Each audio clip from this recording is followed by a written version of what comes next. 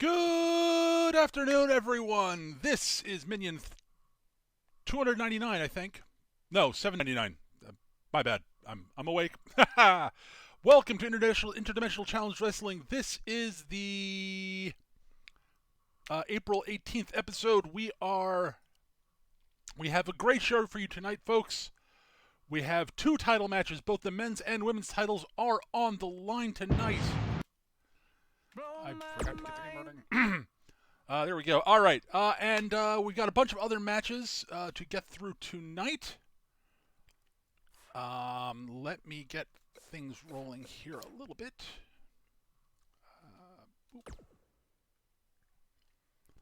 Yes. All right. And right. Oh.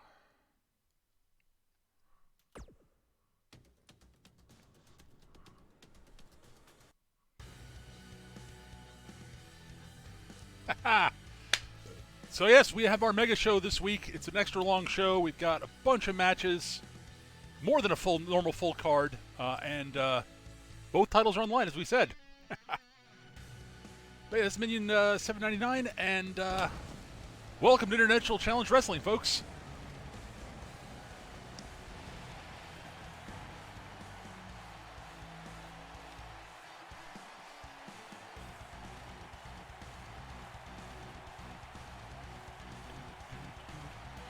We'll be starting things off with a word from Lord Omega.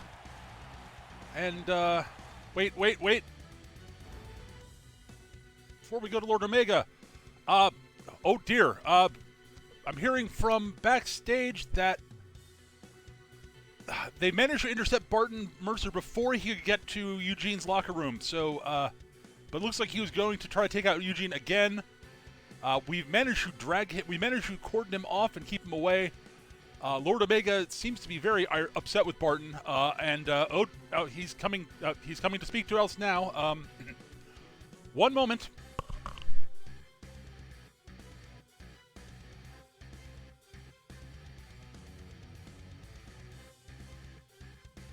See, it's cut the music. Music. Where? Come on, folks. There we go. All right. Yes. Anyways, yes, I was going to discuss a few things about tonight's show, but first I must address the Barton Mercer situation.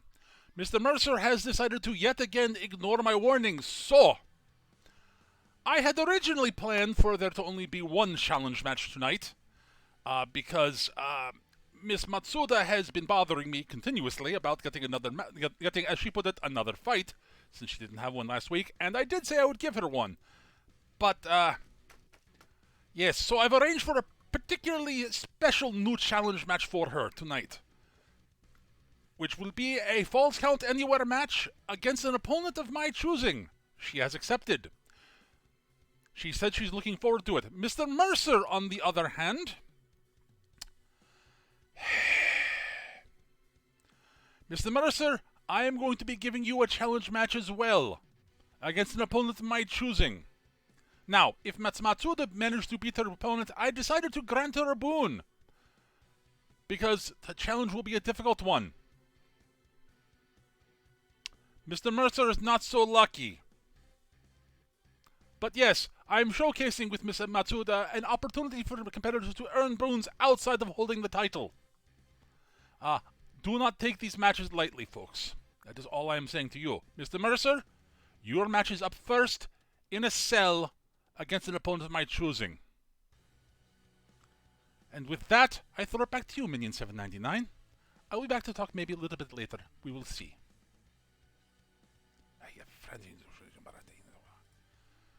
Thank you, Lord Omega. Yes, we've got a little bit of technical stuff to fix here quickly before we start. At least I think we do. Hang on. Did I fuck this up?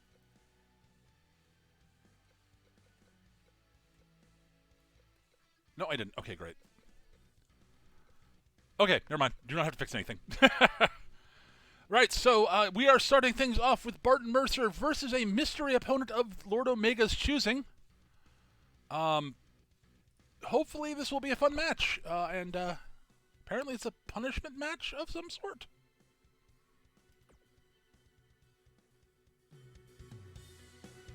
This should be interesting.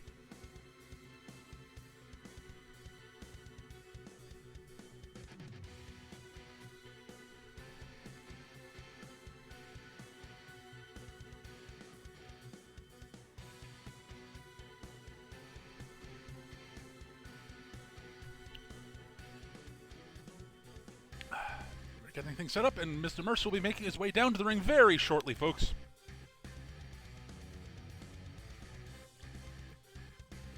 Because he does seem to have accepted Lord Omega's dictate. No, wrong button.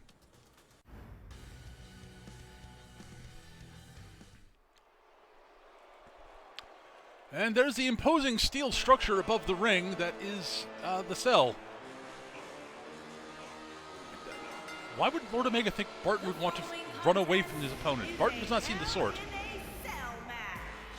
Making his way to the ring from Salem, Massachusetts, weighing in at 319 pounds, the Nightmare, Barton Mercer.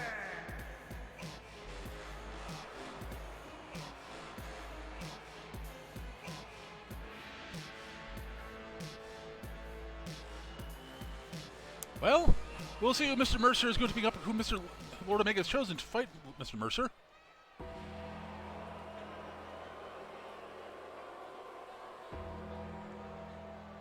Oh no. Oh no, Lord Omega.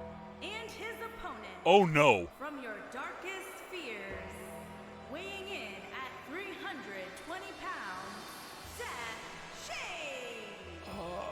Well, this is one of Lord Omega's shades. They're his top enforcers. Lord Omega must be very unhappy with Mr. Mercer.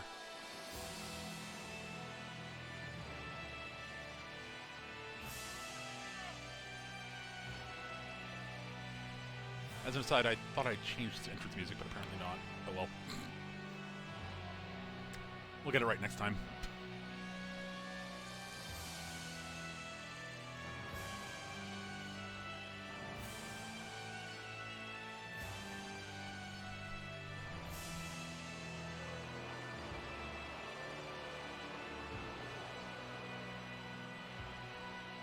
And everyone in the crowd seems very nervous, and I'm actually very glad that we're going to be dropping a cage around this match. Lord Omega's shades are nothing to fool with. Hopefully Barton can survive.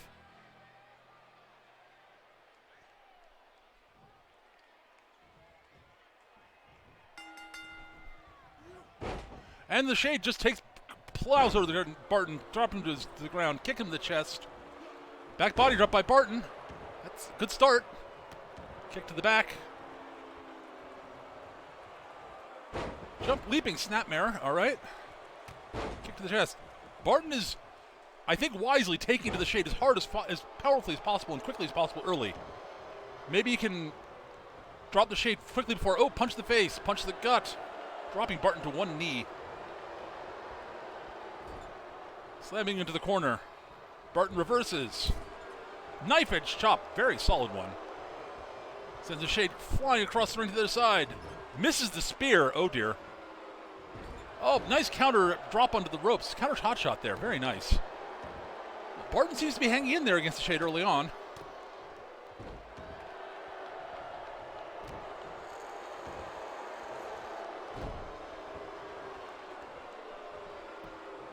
Picks the shade up. Shade uppercut. Clothesline into the corner. Stomp to the gut. And a quick sort of powerbomb out of the corner there. Kicked him in the head. Stomp to the gut and steps over on him. Ooh, that's gotta hurt. Kick to the back. The shade seems to be utterly unfazed by what Barton's done to him so far. Attempts a pinfall. Barton kicks out at one.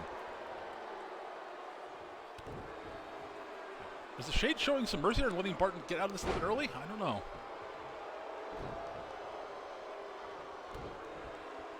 Barton's doing quick stomps. Barton is trying to yep. Another standing senton. Barton's going to the top rope. Leaping senton on the top rope. The Shade was playing possum, just got out of the way. Oh, Iron Claw slammed by the Shade there on Barton. Goes to the pin. Barton kicks out at 2. What does the Shade have in mind for Barton now? The Shade puts Barton into a full Nelson. Can Barton fight his way out of this? Barton's a very powerful individual. Maybe he can. Barton managed to break the grip. Punch to the head, though. Ducks under Barton. Knife edge chop drops Barton to... Just floors Barton there with the knife edge chop there. Goes for another pin. Barton kicks out at 2. But he's not looking great, folks. Knee lift.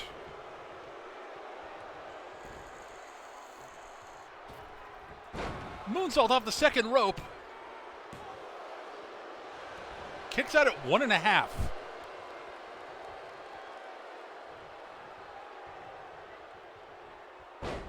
Another leaping snapmare.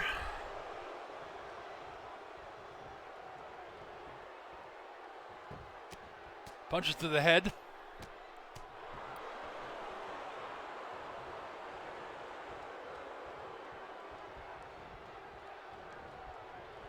Barton sends the Shade over the top rope and then flips him back into the ring with a nice little slam there.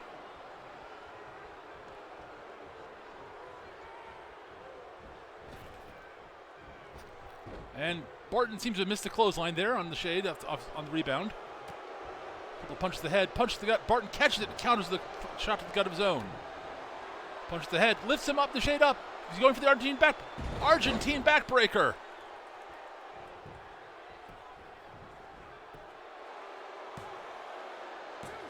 Kicks out at 2. I believe Barton refers to that as the Nightmare Breaker. But I'm not. We'll have to get confirmation on that later. Barton's lining up for something again. Probably another backbreaker would be my guess.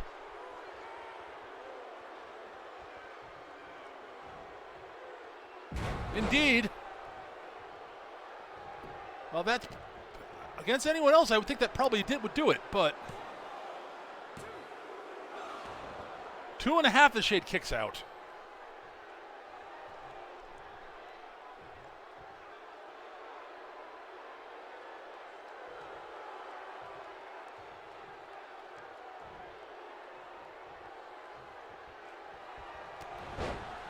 Clothesline. Inverted atomic drop and a leg drop. Drop kick.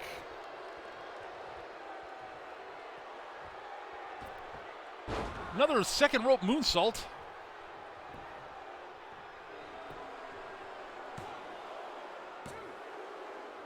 And Barton emerges victorious. The Shades can be beaten, folks. Here is your winner, the Nightmare, Barton Mercer. Where's the Shade's gone? Oh dear.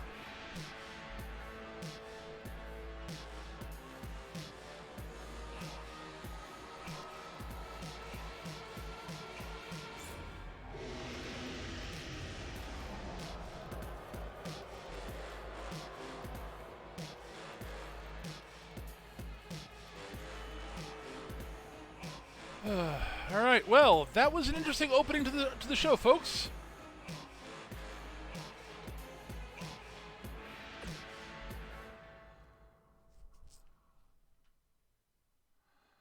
All right, next up we have a match between Akira Satomoto and right, hang on. I'm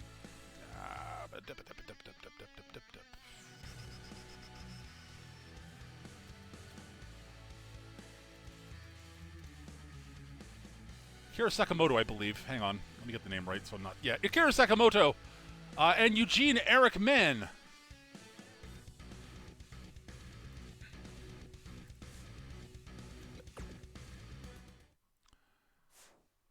All right, we will be starting things off. We've got a promo from... We've got word from both of them, so... Let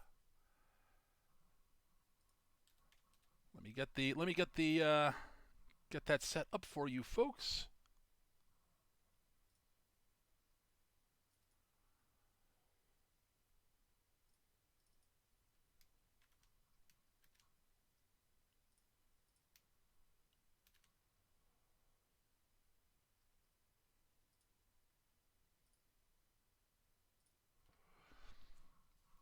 All right, we'll be starting. Oop, I just realized. Wrong thing there. There we go. Hit the wrong button. That's my bad. Here we go. First up, Akira. Konnichiwa, my friends. Tonight I, Akira Sakamoto, have the opportunity to test my skills in the ring against a new worthy opponent, Eugene Eric Mann. I have been watching Eugene the past few weeks, and where many see a man who doesn't belong here somehow getting lucky and snatching victory from the jaws of defeat, I see something else. I see a man who has realized something about what Omega-san's spell means. The playing field has been leveled in terms of power, and he is a professional wrestler. We are in his world now. And he is getting a chance to show on his skills.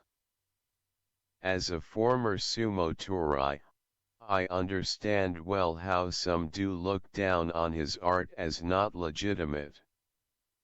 So we will now get to see who is stronger in the ring. Whose style is more suited to this contest, at least for one night. Sumo versus professional wrestling. I look forward to the challenge, Eugene-san. Ah, well, as usual, Akira being fairly gracious and conciliatory. We will get the mic over. We'll get the mic over to Eugene very shortly here. Where is it? There we go. No, wrong button. God damn it.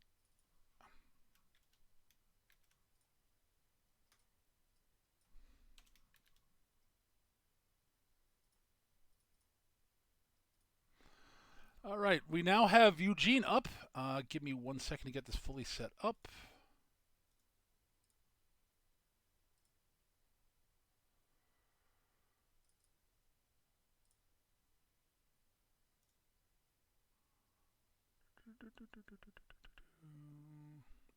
Where is... There we go.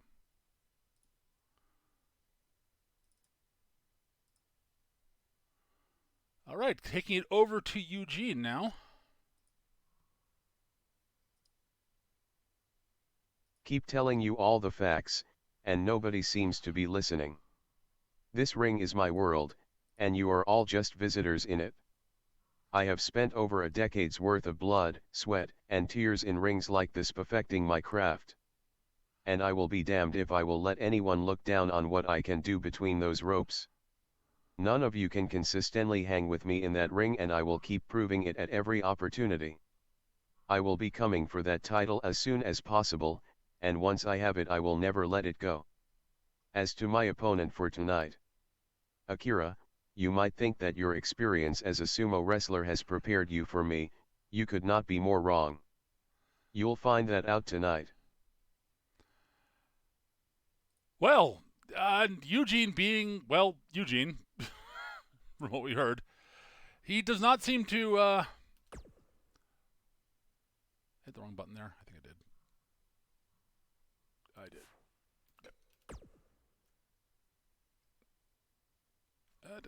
Let me get the immense. There we go.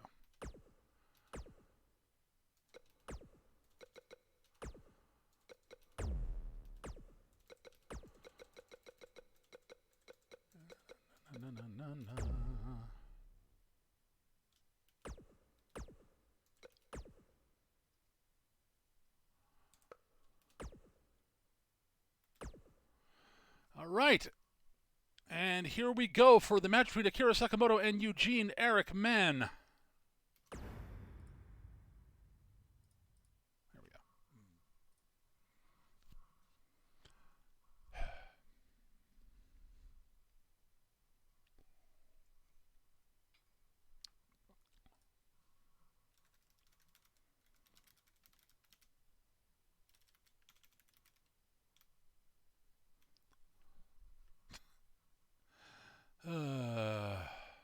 Oh, right. There's no music here.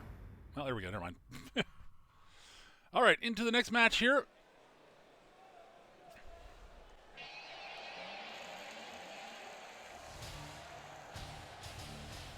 Sumo versus professional wrestling tonight, folks. We will get to see which comes out on top in the professional wrestling ring. The following contest is scheduled for one fall.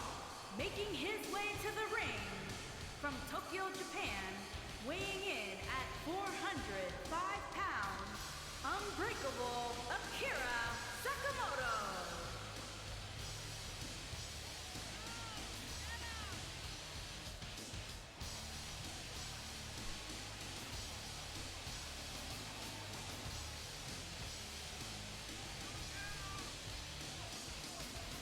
Well,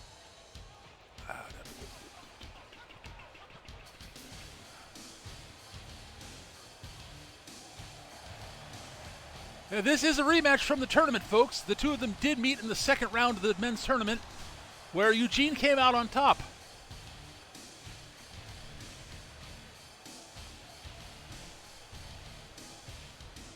We'll see if that happens again tonight.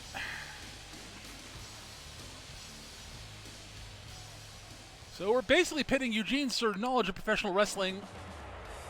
No, hang on a second. We'll let the introduction happen.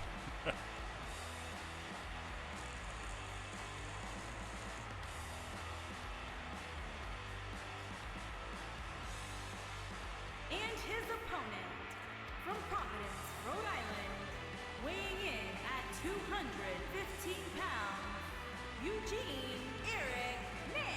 So yeah, we'll be pitting Eugene's knowledge of Eugene's professional wrestling skills and apparently extraordinary endurance and toughness up against Akira's sumo skills, general combat experience, and, well, incredible physical strength.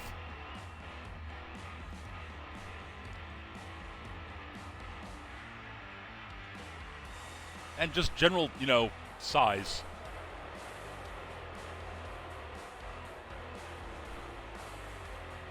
I don't think my math's correct, Mr. Sakamoto is not quite double Eugene's weight, but it's a massive size advantage for a sumo wrestler.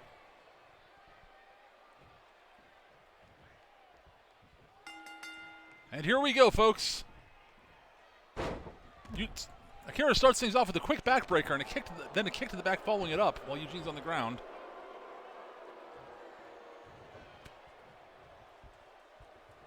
Lifts him up. Samoan drop to start things off with there. It's not the one he favors for his finisher, but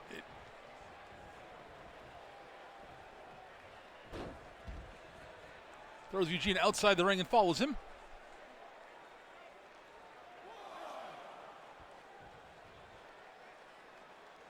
Akira's throws and such outside in the ring could be potentially devastating to basically almost anyone. Nice neck breaker by Eugene on the outside. Eugene's got a slight speed advantage over Mr. Sakamoto, it seems like. Kick to the gut. Clothesline into the apron. Ow, that's got to hurt, folks. Sends Eugene into the barricade. Quick stomp and runs back into the ring, where he's waiting for Eugene.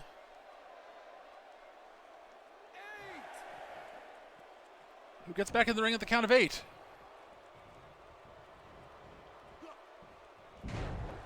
Brutal Uranagi by Mr. Sakamoto.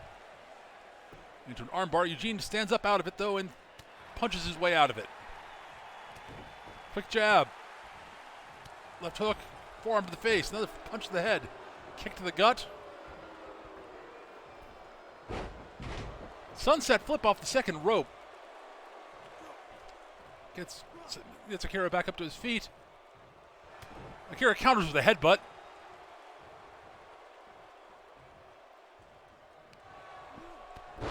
Leaping clothesline by the sumo wrestler.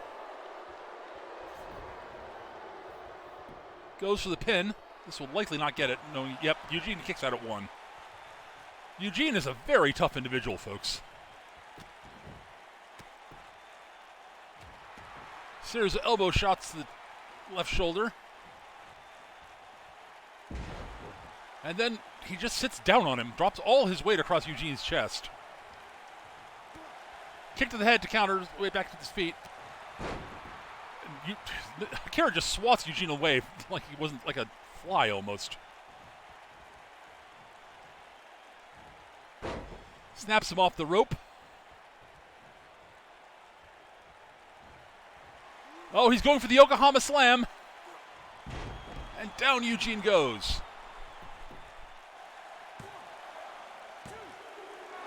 Kicks out at 2.5.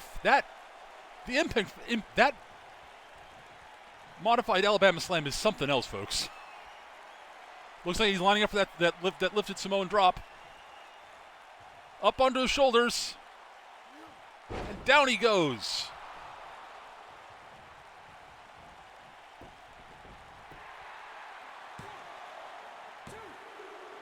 And Eugene kicks out at 2.5 again.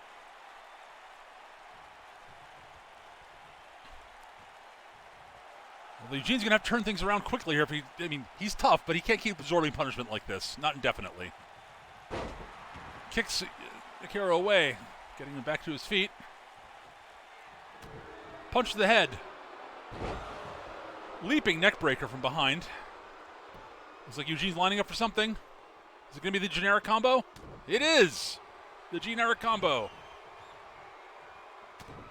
Series of right jabs followed by a left hook to the head. Will that keep the sumo wrestler down? We will see.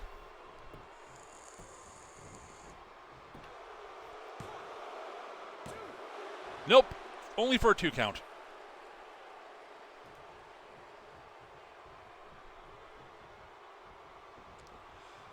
Now Eugene taunts the sumo wrestler by dancing in his face a little bit. Chop to the chest. Pushes him down. Ducks the clothesline. Leaping clothesline of his own. Sakamoto stumbles into the corner. Counters the punch and flings Eugene into the corner. Eugene elbows his way out. Punch to the head. Another leaping neck breaker. Eugene's going to the top rope. You do not see this often, folks. Leaping elbow drop.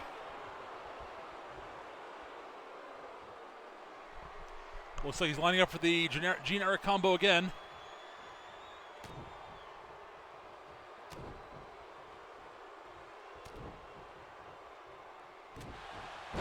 He's busted the sumo wrestler open, folks. Akira's bleeding. Rope break. Eugene screwed up the pinfall position. That's not a mistake he makes often.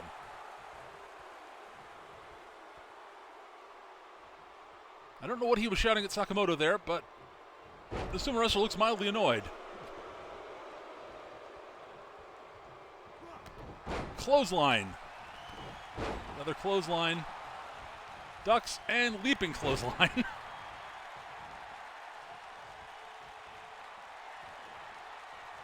Eugene counters the blow. Elbow to the head. Clothesline.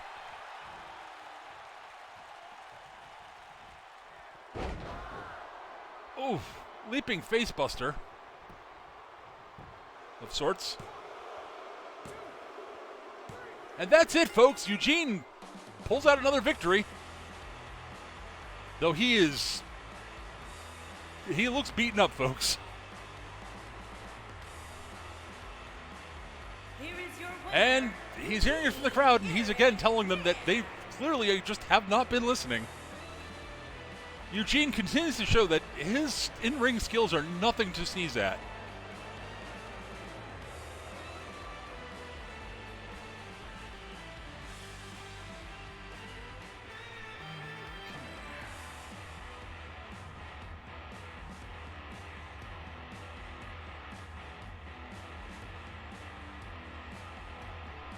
Hang on. Next up, we have a match between Carlos Gonzalez and Alex von Seiss. But first, we have a promo from Mr. Gonzalez. Give me a moment to get that set up. In the meantime, enjoy some music while I get that set up.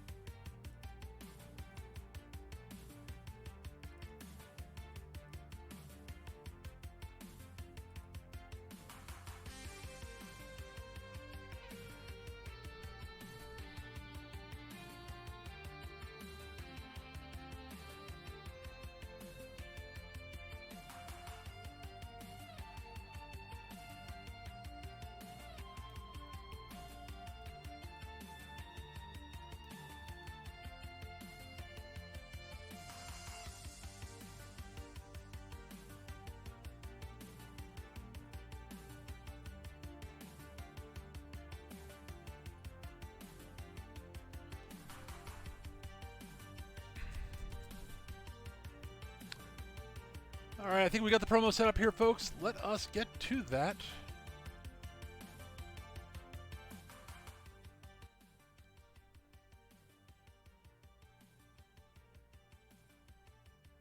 Tonight I, Carlos Gonzalez, finally get an opportunity to take that smug fool, Alex von Seiss, down a peg or three. Tonight, I get to show that without his superhuman abilities, the Valiant One is nothing more than an over-muscled fool. Soon, the cartel will be running the show here. Remember that. We are smarter, faster and more skilled than anyone else here. Bruce and I have plans in motion already, and none of you are prepared to stop them. Well, short, sweet, and to the point. And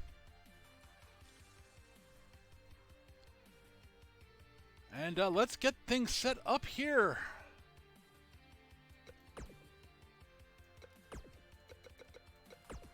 All right.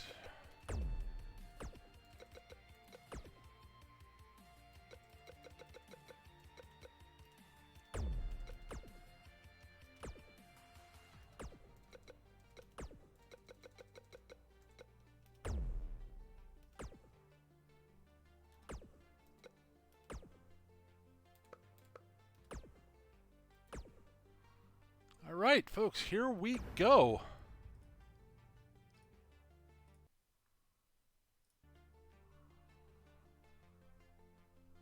Oh, wrong thing.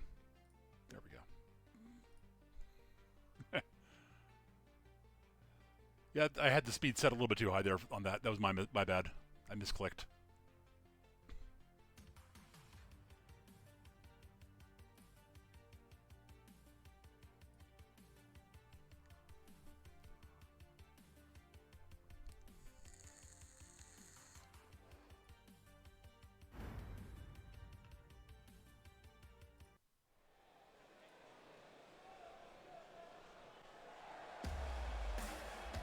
And first out is the young superhero, the Valiant One, Alex von Seiss. The following contest is scheduled for one fall, making his way to the ring from Amsterdam in the Netherlands, weighing in at 235 pounds, Valiant Alex von Seiss.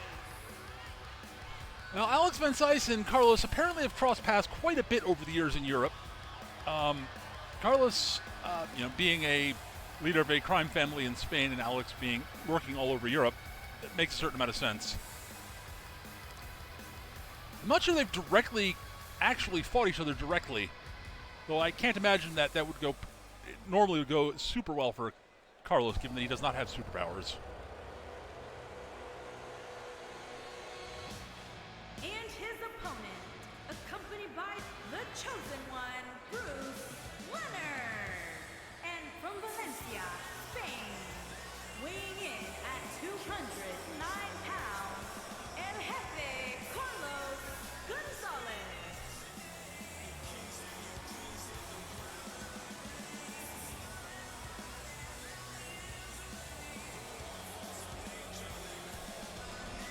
Well, Carlos looks as smug as ever. And he's brought Bruce with him, his fellow cartel member.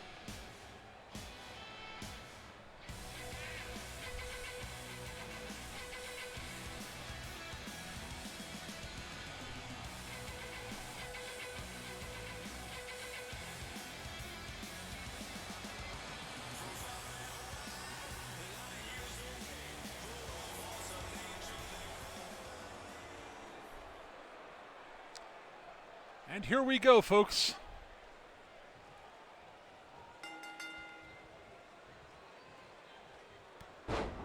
Sweeps the leg.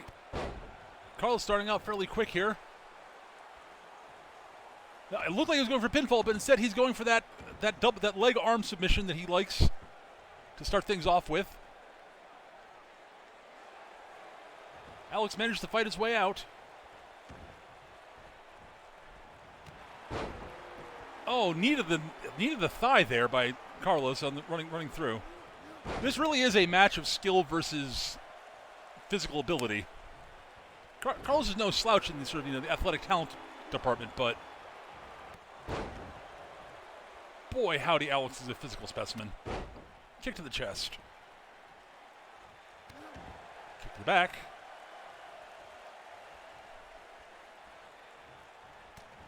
Oh, brutal straight punch to the head there.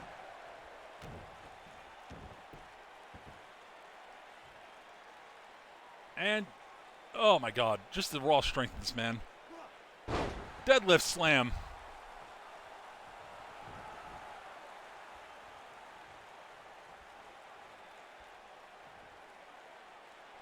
Carlos lowers himself up to his feet, and Alex sends him just crashing the floor with a straight punch to the head. Kick to the chest. Only gets one kick on the leg there, and just floors him with another punch.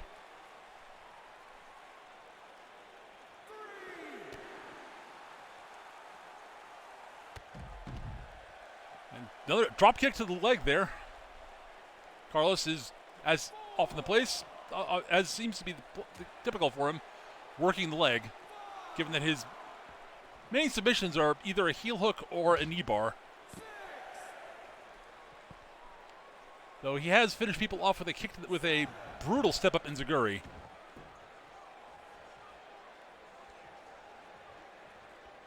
I hate to use the cliche, but he does have educated feet, as it were.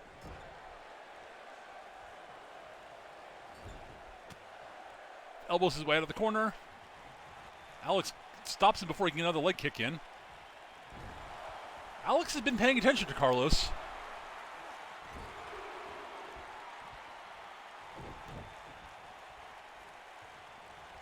And he's doing his best to make sure he can leverage his advantages over Carlos when he can.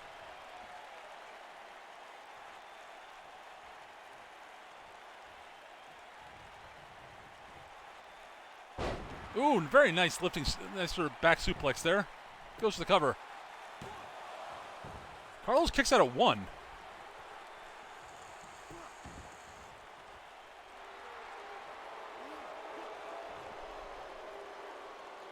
Alex is going for sort of a chokehold of sorts, but not an actual choke. Sort of a neck hold and sort of chin lock, basically. Reverse chin lock, I guess. Very nice leaping cutter there. Out of nowhere by Carlos.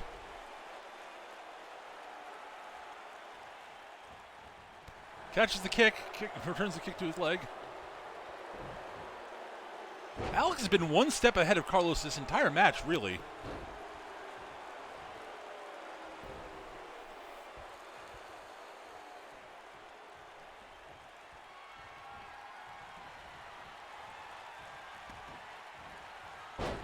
Leaping fist draws blood.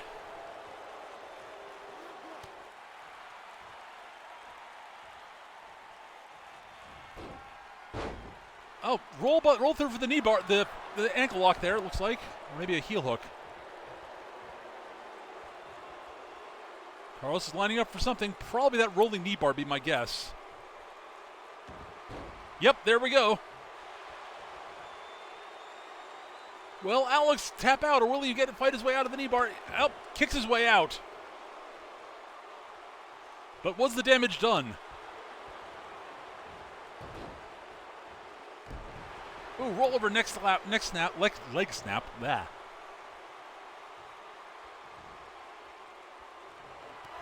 Kick to the gut. Drop kick. Another drop kick. And a rolling neck breaker. Very nice combo there by Carlos Gonzalez. And that finishes the match.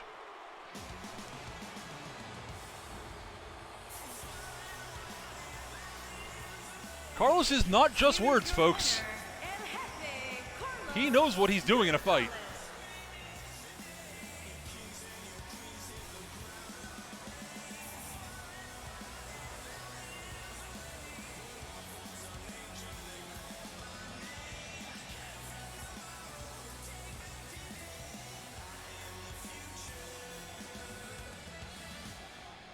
Well,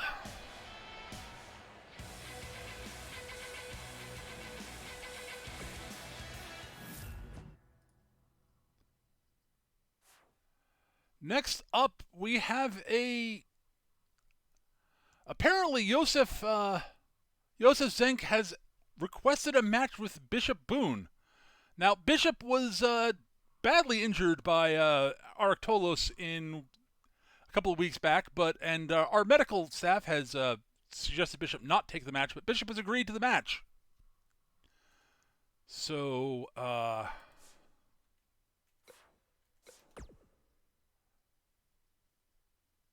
but we have word from we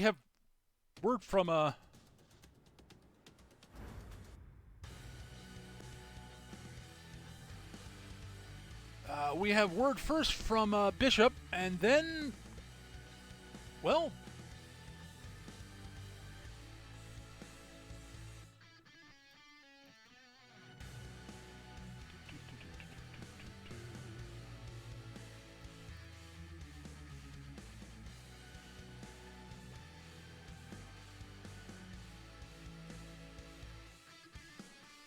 then we got word, bizarrely, from Kirsten Anderson afterwards, apparently.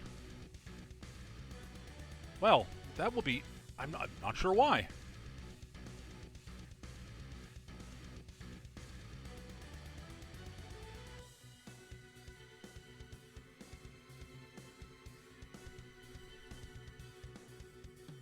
But first up, Bishop.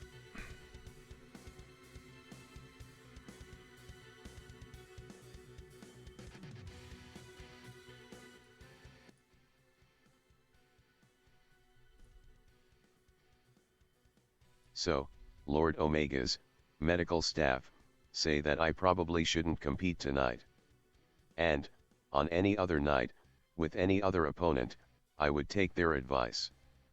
But I have seen things, and while the future is always in flux, I am pretty sure that I must step to Yosef's challenge. If I don't, things don't look good. After that, I have to get back on track towards the title. I don't have time to be wasting here. What does he mean he's seen things? I mean, we know apparently he's got some precognitive powers, but... What? All right. Well, people keep saying weird stuff like this, and but we have to trust in Lord Omega's plans, because, Lord Omega knows what he's doing, right? Right?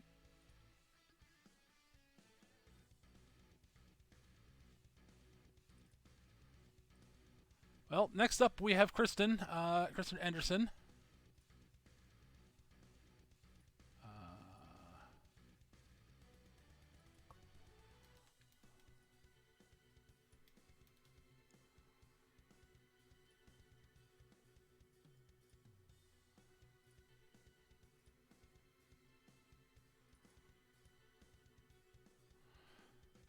Need to change that.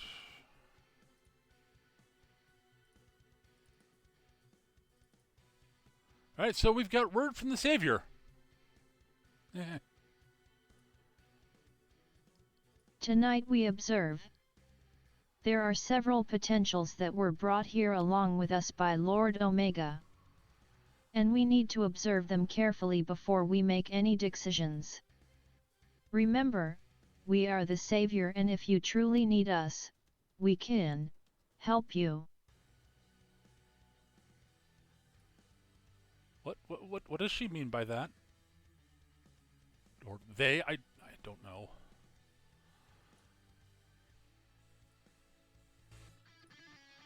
Well, no, we've got that match coming up now, folks.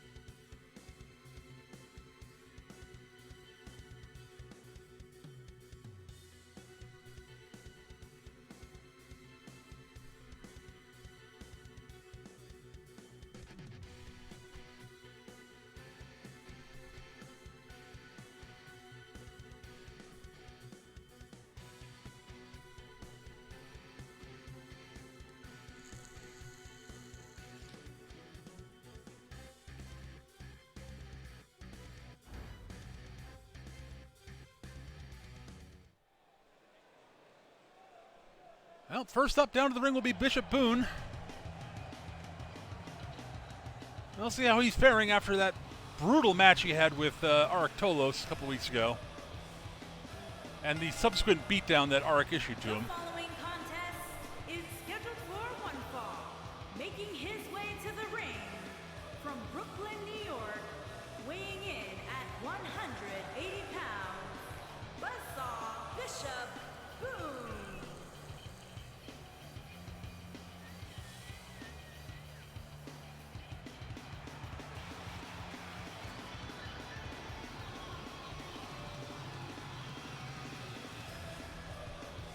Ah, I got caught up in his music there, folks. Sorry.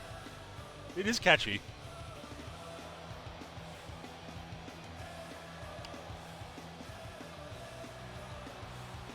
And he certainly resonates with the crowd here.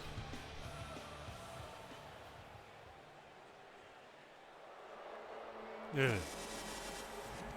Swear, 832's right. It does get colder when he comes out. There's something somewhat unsettling about, more unsettling than normal here.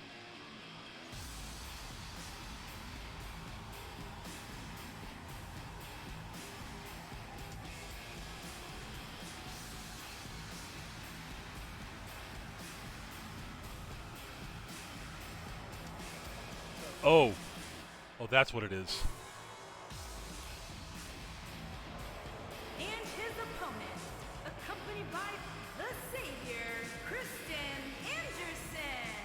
And from Avalon, weighing in at 222 pounds, the Warlock, Yosef Zen. Well, Kristen Anderson did say she was going to be observing tonight. I guess she means up close and personal.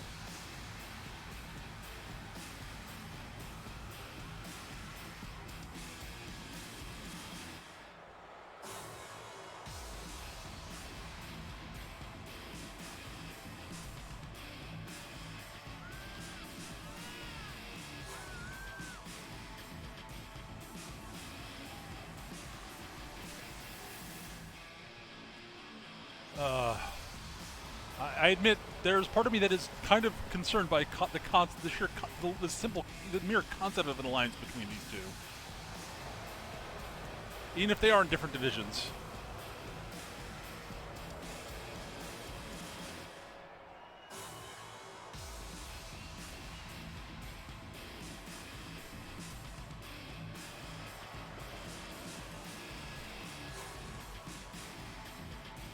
Well, this should be an interesting match, folks.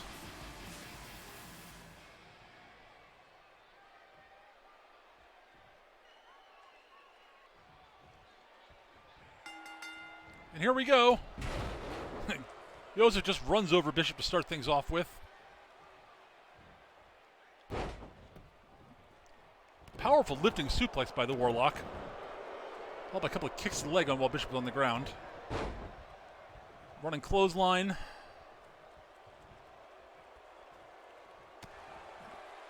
vicious punch to the gut. Bishop counters with a forearm smash and a very nice drop kick.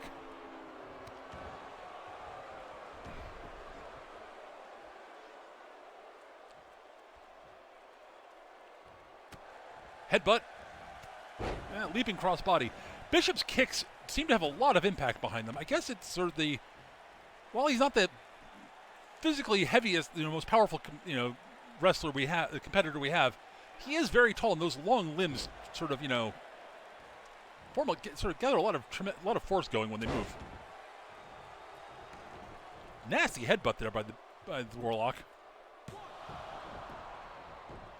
Bishop kicks out.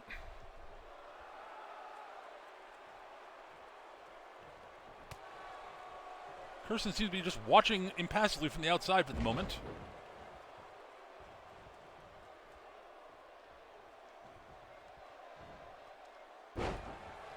Another lifting suplex. Kick to the chest. Leaping elbow drop. And into a Boston Crab, which Bishop works his way out of. Yosef does seem to be sort of targeting the back a bit on Bishop, as if he's sort of, seeing if Bishop can handle the damage that he took from Artolos a couple weeks ago. Very nice kick to the head.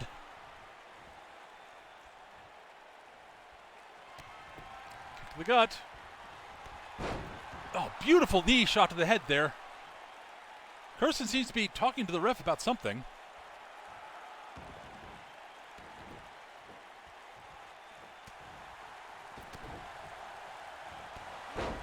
Oh, another knee lift to the head. Beautiful knee shot. Kicks out at 2.5.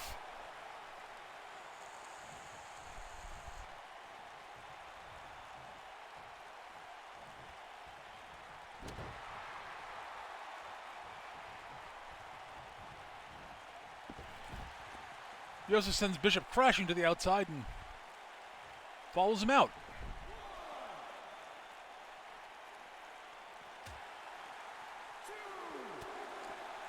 Trade blows on the outside, chop to the chest, punch to the head. Very nice arm drag though, counter. Bishop decides to take it back into the ring. Misses the stomp. Nice leap over DDT by Bishop, or float over, I guess. Double leg takedown by Yosef from the ground position. Quick stomp. Another one of those sort of diving headbutts. Very strange move. Bishop kicks out at 1 again.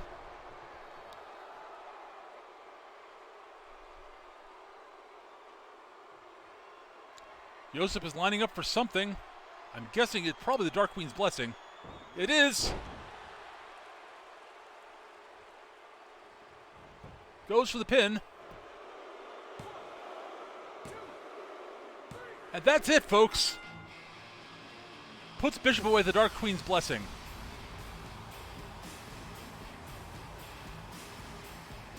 Here is your winner, the Warlock, Yosef Zen. Kirsten seems to be nodding appreciatively and is headed to the back.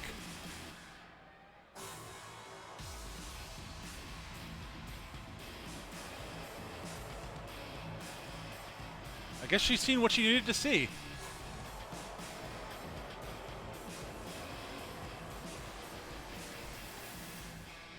She is applauding the whole while, way up the ramp though, and has sketched a quick bow to the Warlock before she heads to the back. Interesting.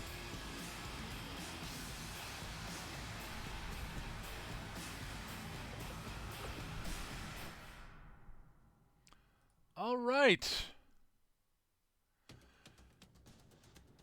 Next up, we have our first title match of the night, folks. Satoru Suzuki defends his title against Xander Vota, the Monster Hunter. Quick sort of recap. This match is fairly straightforward. Satoru won the initial tournament at the initial tournament to determine the champion, and Xander Voda won the Fatal 4-Way match to determine the #1 contender. So they did have a match. They were both involved in a tag team match where their respective tag teams face each other in the ring, with Xander Voda's team along with Alex Bensais coming out on top. So, not much else to say. These two have a healthy respect for one another.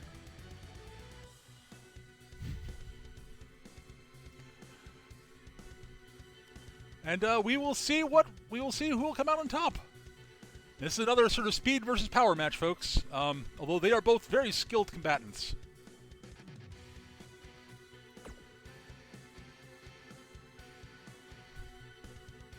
But yeah, I'm not sure what Yosef was hoping to prove in that match against Bishop, given Bishop's injury status. But Bishop fought valiantly. Just was unfortunate he was unable to defend himself better. I wonder what he means by if he didn't step to this, he'd be bad.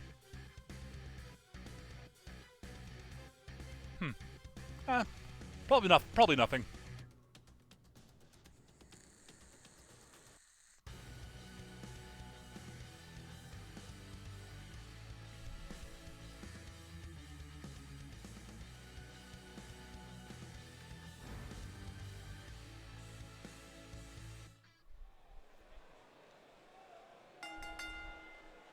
The following contest is scheduled for one fall and is for the Men's Wrestling Championship.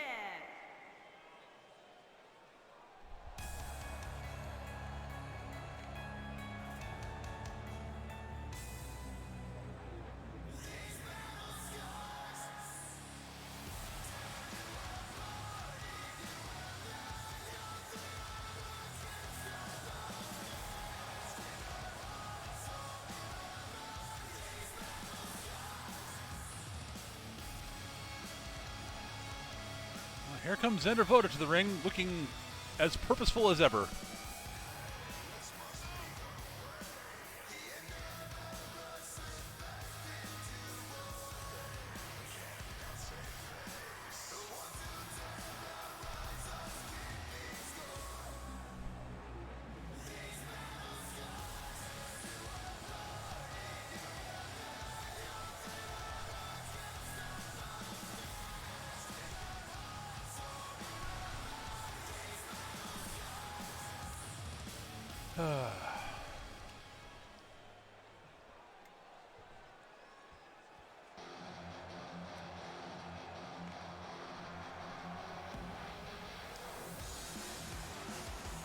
And here comes our champion.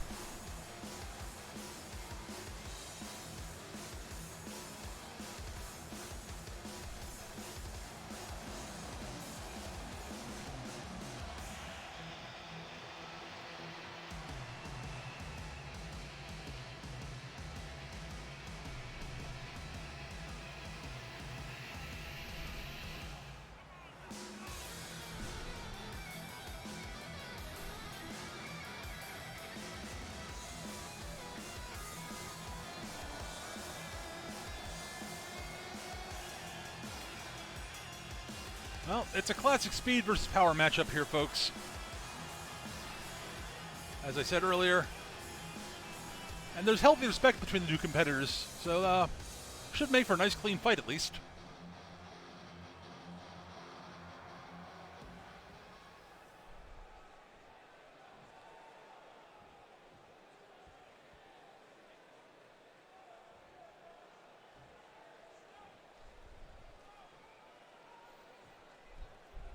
Introducing the challenger from parts unknown, weighing in at 246 pounds, the professional Xander Voda.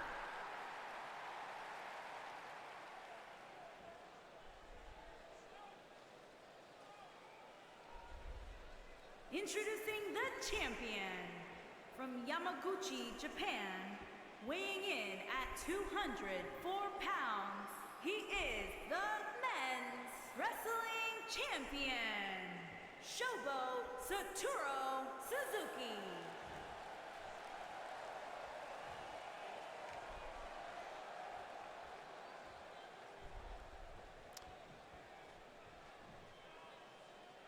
Hands belt over to the ref.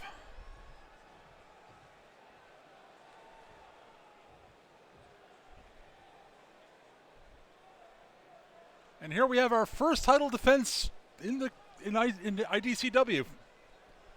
Here's hoping for a good match between these two competitors. Calling our elbow tie out, which seems to favor the much larger Xander Voda.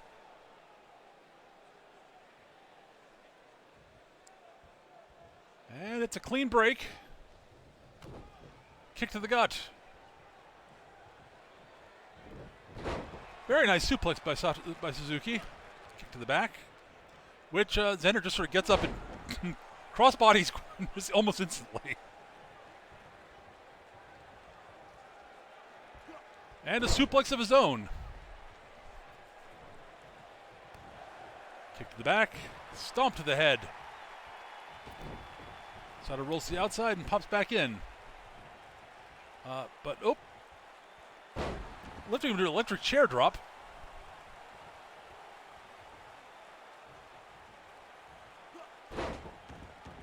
Reverse Russian leg sweep. Knee lift by the champion. Kick to the gut. Xander catches the kick, and very nice dragon screw leg takedown there. Kick to the back, punch the back. Into the corner, and he misses the leaping drop kick there.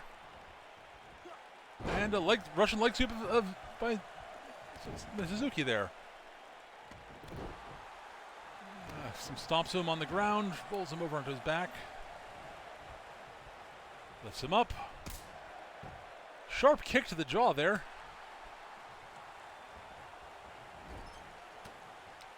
Back elbow.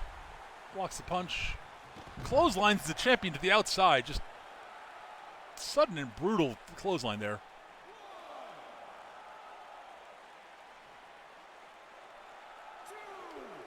Xander waves the champion back into the ring. And he returns on 3 with a quick punch to the chest there. Countered with a headbutt.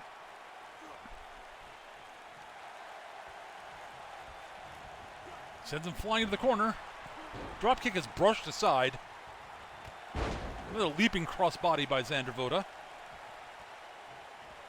Xander seems to have the champion's number at the moment, but quick uppercut. Sada Suzuki can turn things over, turn the corner on it just suddenly out of nowhere, and with his speed and surprising power for a man his size.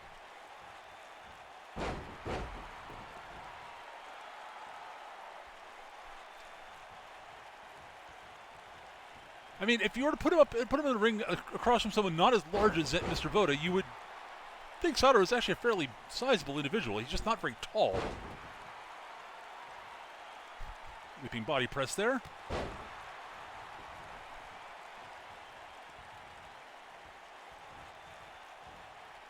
Arm drag counter.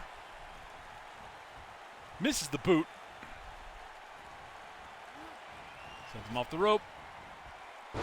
Ooh, spinning side slam. Very nice. Sort of scoop slam there. Kicks out at 1.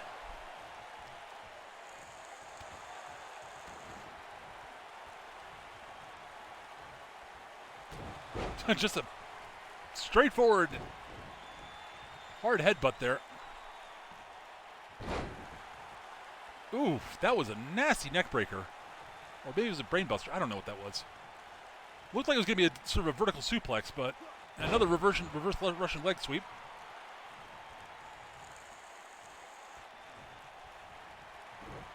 Up, he's lining up for that pump kick that he's very fond of, sort of a leaping drop kick there.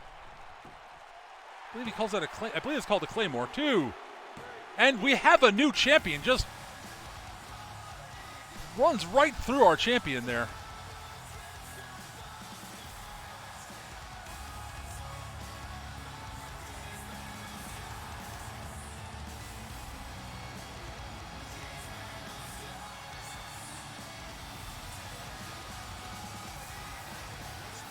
And a show of good sportsmanship between the two of them.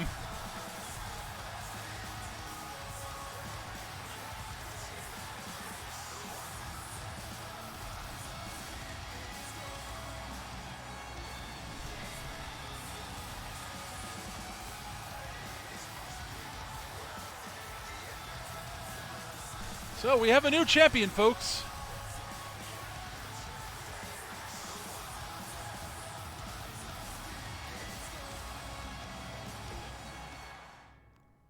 Sorry about the double music there. I don't know why it does that sometimes.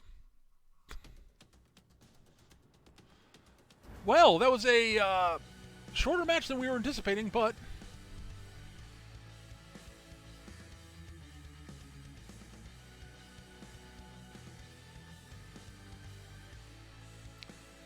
next up,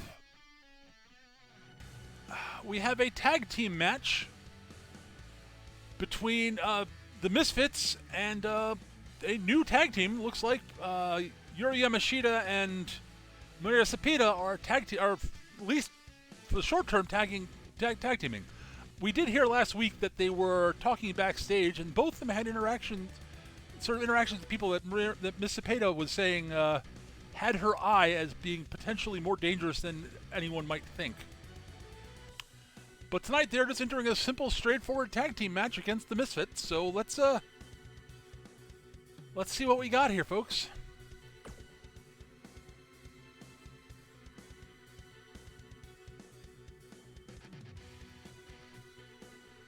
This should be interesting. Sort of a contrast in styles here. We've got, the heavily strike-based Yamashita, along with the high flyer in Maria Cepeda, up against the technical wizard that is Pamela Graves and the brawler Roxanne Abbott. So, 4 very different styles of competitor in the ring tonight for this match. Should be interesting.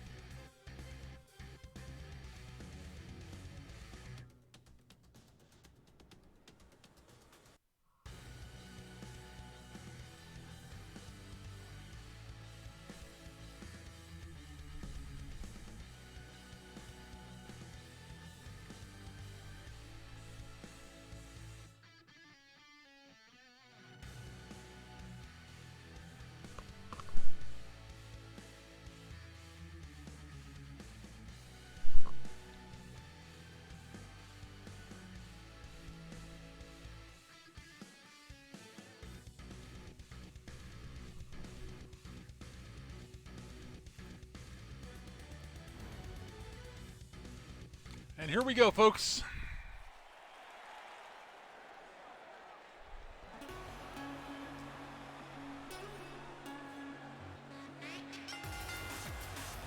Introducing first, from Tijuana, Mexico, the Reaper, Maria Cepeda. I know that Maria and Yuri, in addition to forming this tag team, I know they did spend some time in Lord Omega's office discussing things with him about something. I'm not sure what, though.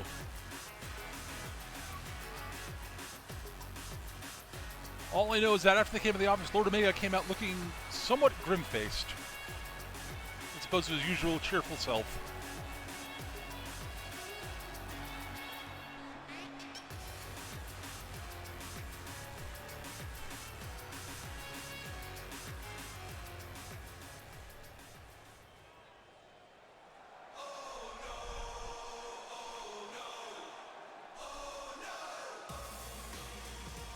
And her partner, from Osaka, Japan, the Dragon, Yuri Yamashita.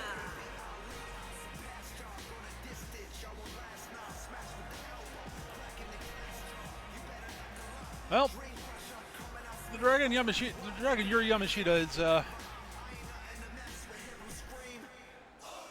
extremely skilled striker and just generally all-around good combatant. We'll see how her style meshes with that of her partner Maria Cepeda's.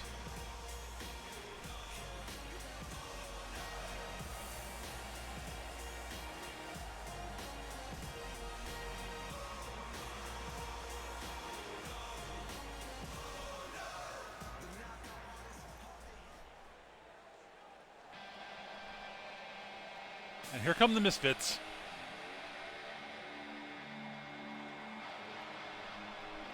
And their opponent, the Anarchist, Pamela Ray. And the Wanderer, Roxanne Abbott, the Misfits.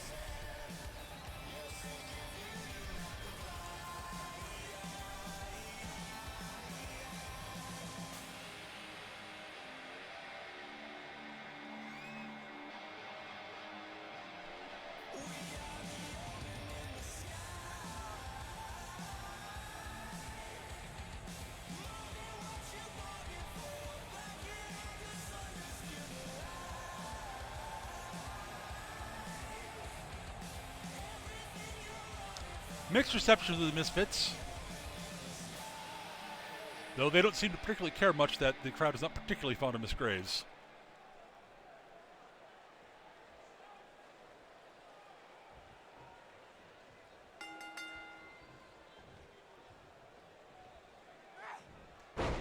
Oh, very nice suplex there by Miss Graves to start things off with. Leg sweep. So we got the submission specialist up against the high flyer to start things off with. Maria clotheslines her to the outside.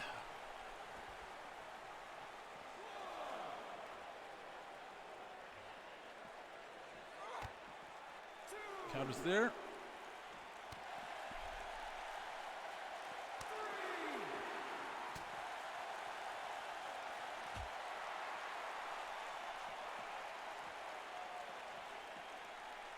Smashes her head off the apron there.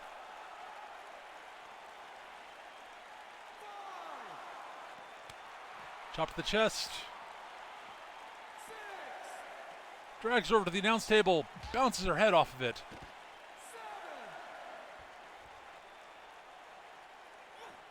And sends her back into the ring.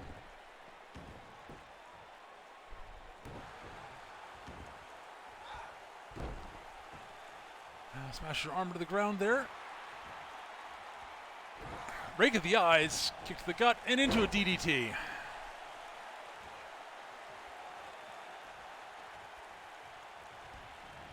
Sends Maria crashing into the corner. And Maria kicks her way out before she can make the tag. And sends Pam over to the corner where it looks like she's going to try to go make a tag, and Pam's having none of that. Nice STO there. Elbow to the gut. Back into the corner. Kicks her way out.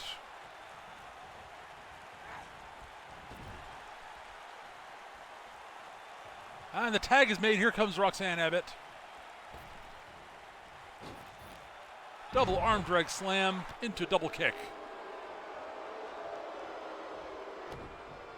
Stomp to the arm. Stomp to the other arm.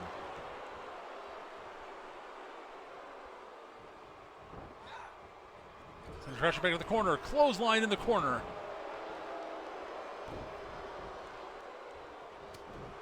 Punch to the head. Another punch to the head. Third punch. Counter to the third punch. Kick to the gut and into a DDT.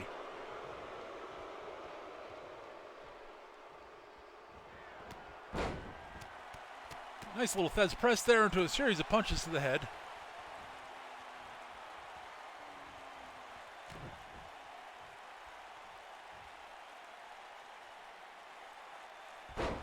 Very nice powerbomb there, actually. I don't think I've seen Roxanne do that yet. Sends her into the ropes. Misses the drop kick. Nice bridging suplex there. Counters her run into a powerbomb.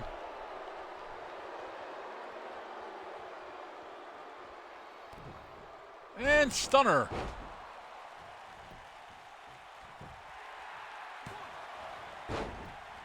Broken up by Yuri Yamashita. Yuri Yamashita looked like Pam Graves coming in to sort of take Yuri out, but Yuri just quickly took her out instead on her way back out of the ring. Ooh, nice leg sweep to take Roxanne Abbott down. And here comes Yamashita.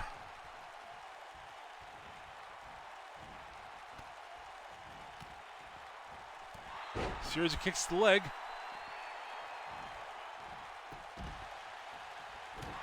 Uppercut.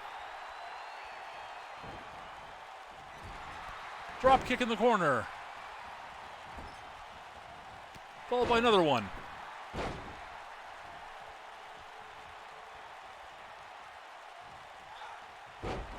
Double leg sweep.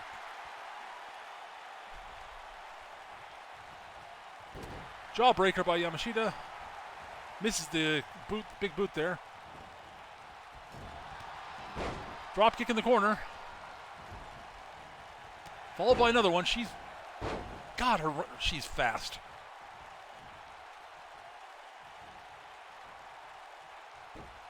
Nice hurricane run by Miss Abbott there. You don't see that sort of thing out of her very often. Sends her slamming into the corner. Turned around. And back the other way.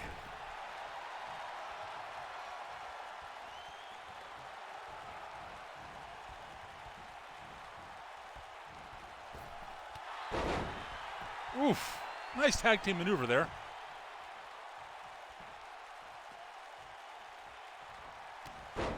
Clothesline. Another clothesline.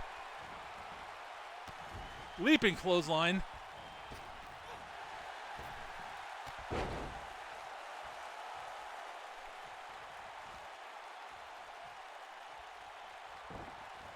Into the Hurricane Rana, into a pin.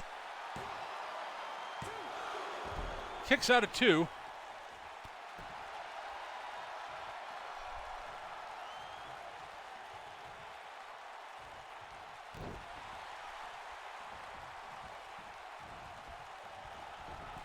Going to the top rope.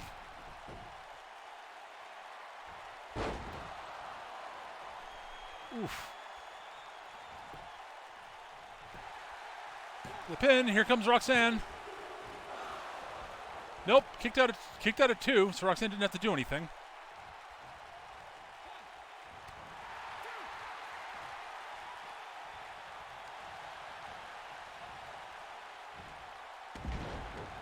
Oh, very nice suplex there. The spinal tap moonsault thing there that Maria did there was fairly impressive. Nasty DDT by Miss Yamashita. Punch to the head. Oh, flipping facebuster there.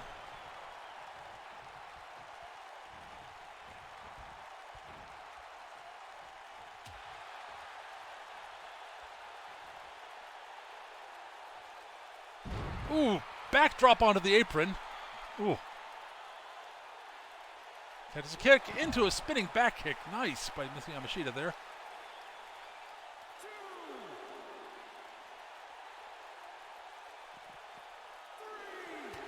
Punch to the head. Blocks the punch. Returns a punch, her own punch to the head.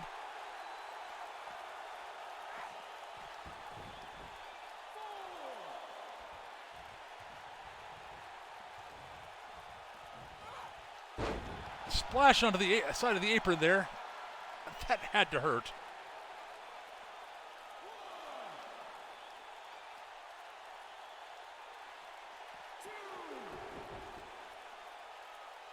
She going for another splash here on the apron? I think she is.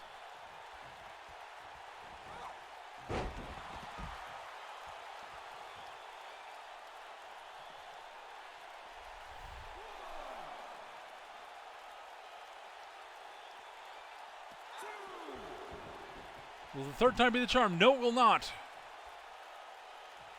She rolls to her feet inside the ring.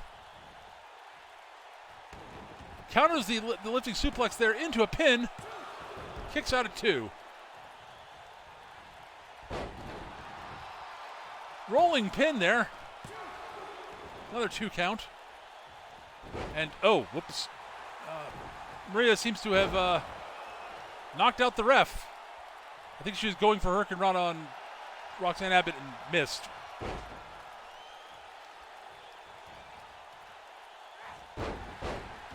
Ooh, Rainmaker DDT there. That was brutal. But the ref's down, so... Oh, he's getting back to his feet.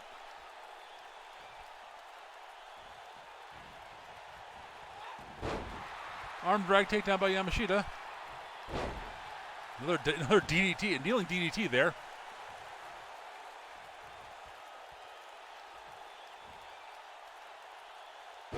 Oof.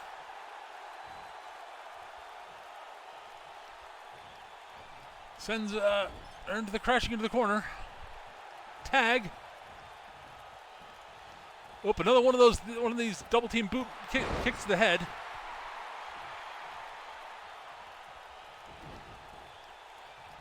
Pam Graves rolls to her feet. Another STO. Stomp with the arm.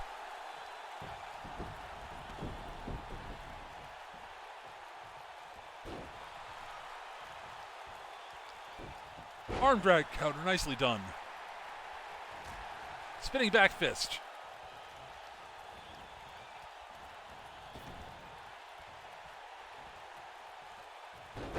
Oh, very athletic, acrobatic Hurricane Rana there by Isapita. Spinning back elbow there. Just about took her head off. Jawbreaker. Hurricane Rana. Stomp to the head.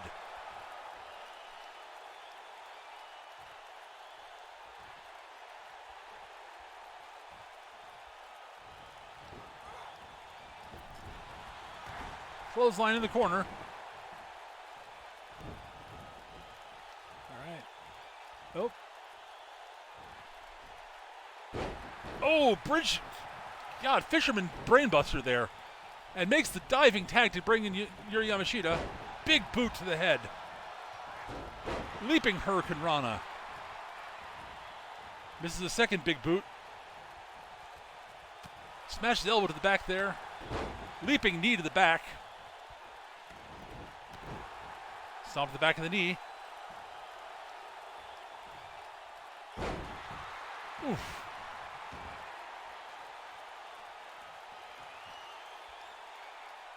She's calling for that spinning back kick. Oof.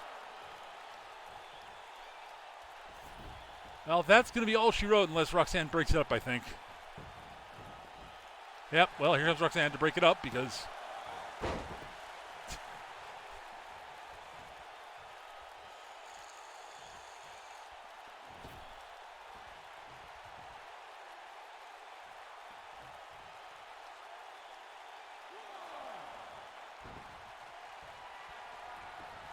Calling for another one.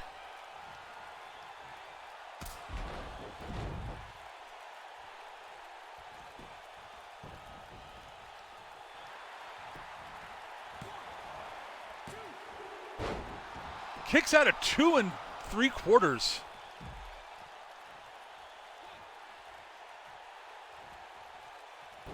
Arm drag counter. But she's on her own right now because Roxanne is down on her knees outside the ring. It's not even on her knees. She is just down and out for the moment after that Hurricane Rana from Maria there. And it's breaking up the interruption. Oh, very nice powerbomb there. Goes for the cover. And that's your match. Wins it with the powerbomb there. Maria couldn't get in time to save her partner. Here are your winners, the Anarchist, Pamela Graves, and the Wanderer, Roxanne Abbott, the Misfit.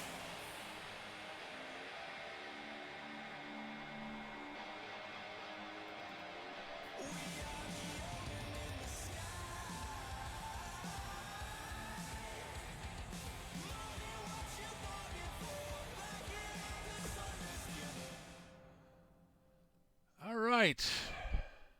Next up, we have a match between Kari Matsumoto and Crystal Storm.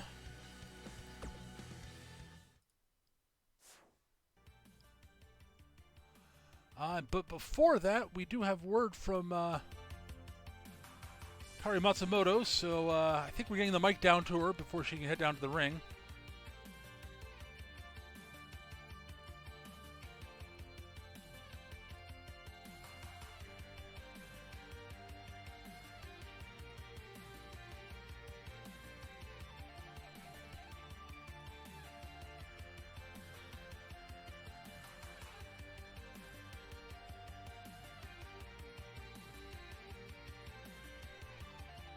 All right. Almost got things. We've almost caught up with her.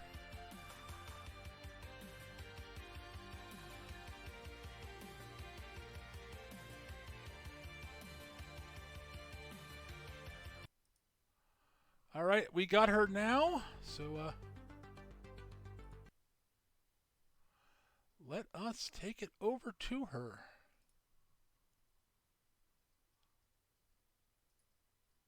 Apparently, Omega-san is insisting I speak a few words tonight, preferably about my upcoming match. Fine. Crystal, like all of these other so-called superheroes and villains, I am coming for you. If you want to know why, ask the Reaper. Maria is the only person here who has any understanding, maybe she can clue you in. Actually, maybe Omega-san knows. If he does, then either he has made a colossal mistake bringing me here or you all should be tremendously worried. Either way, hope remains dead. Huh.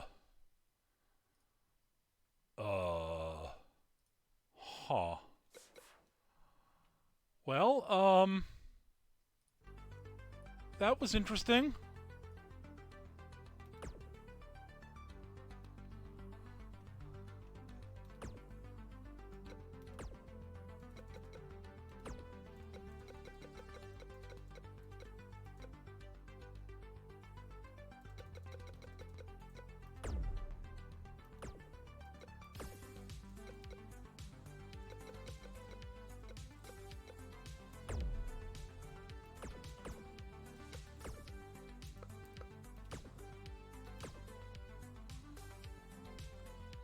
All right, folks. Well, it's time for their match.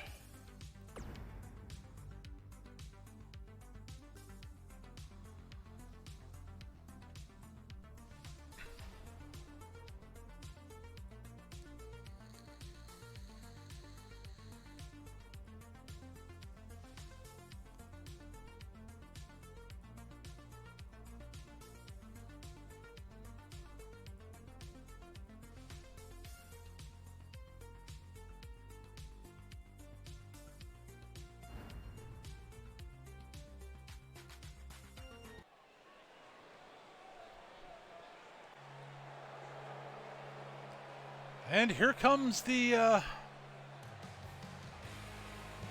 decidedly worrisome Kari Matsumoto. There's just something unsettling about her presence. I don't know what it is. The following contest is scheduled for one fall. Making her way to the ring from Owita, Japan, Magical Kari Matsumoto.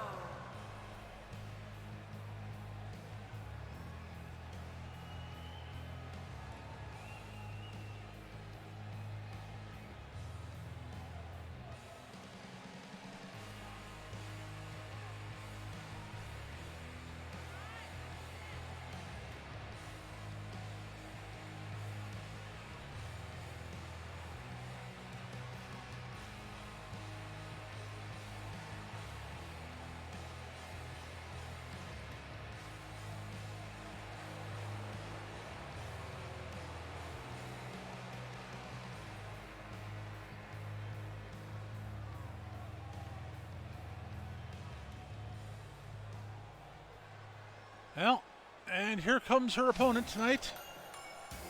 The superheroine from the United States. Former Air Force test pilot.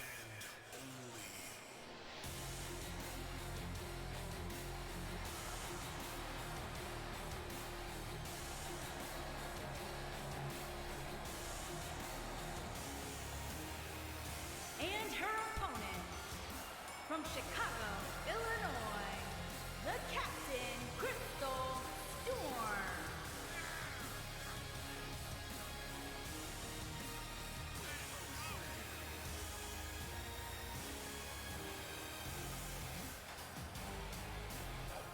Well, we've got another power versus speed match, although Crystal is no slouch in the speed department.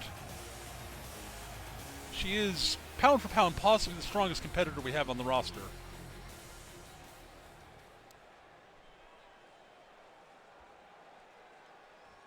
Against almost certainly the fastest competitor we have.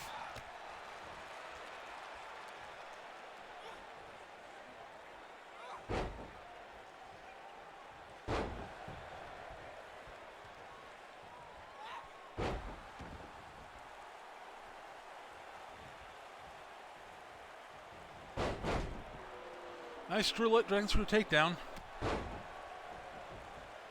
And that opening fur, you could see what we mean by what I mean when I say that she's one of the fastest we've got.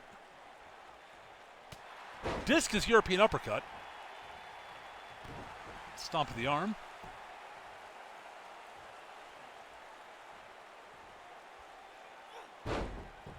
Deadlift suplex.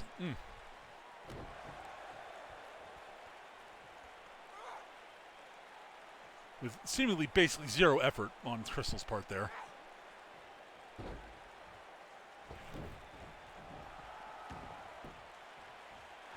Rake of the eyes, kick to the gut.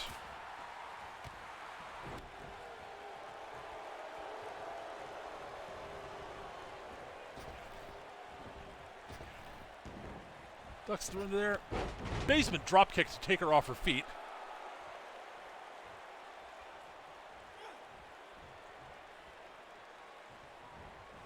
Misses the spin kick, forearm shiver to the head.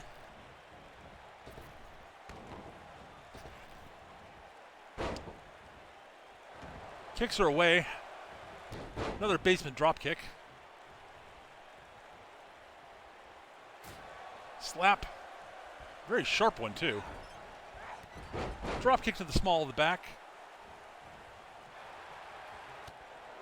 Counters the back elbow. Spinning uppercut.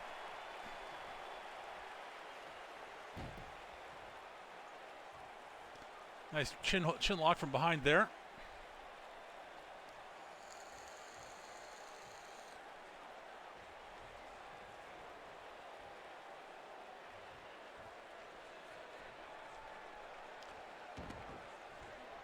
Crystal seems to be sticking to a fairly solid game plan, trying to keep Kari grounded.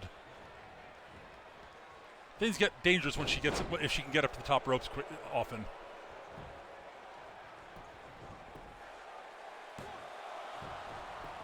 Kicks out at one.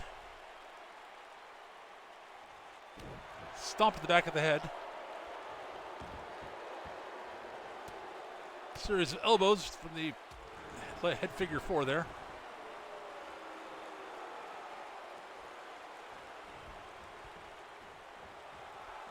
And as I was saying, top rope. Leaping double axe handle there. Nice arm drag counter. Punch to the head. Another punch to the head. Drops Kari to her knees.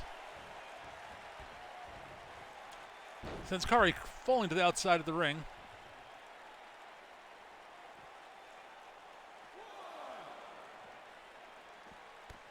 Counters the punch there with a kick to the gut. Counters that with a knee to the gut. Punch to the head. Another punch to the head. Chop. Sends Kari crashing into the ring steps. Punch to the gut. Slams her head off the barrier. Oof.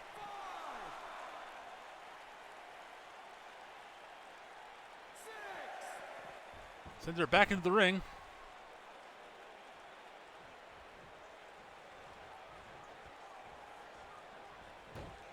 Dragon screw counter.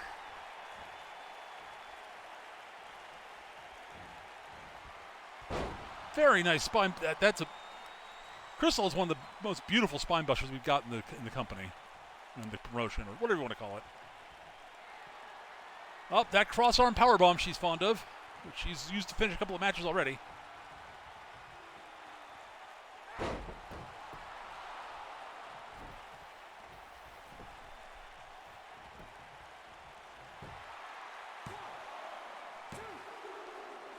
Kicks out at 2.5.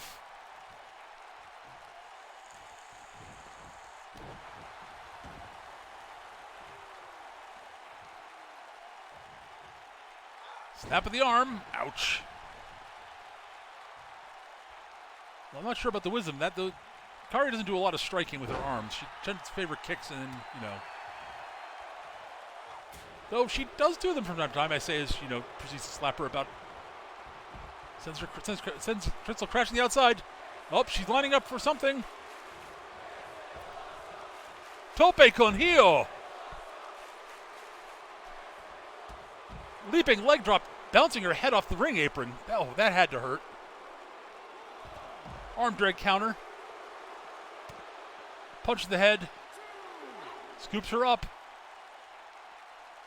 Drops her head off the apron. That's gotta hurt.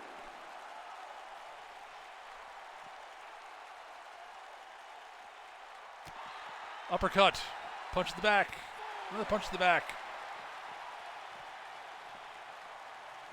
Bounces her head off the apron.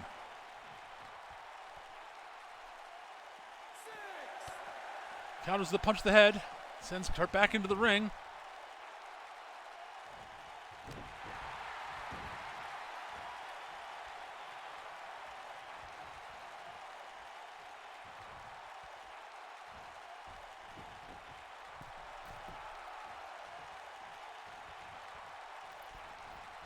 Leaping Hurricane Rana from the top rope. Back to the top rope again. Death of a Phoenix. Oh my God.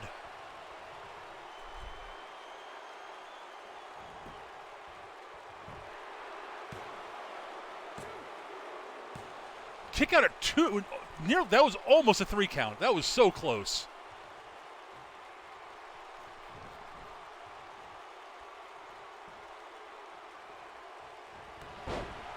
Clothesline. Another clothesline. Ducks the uppercut.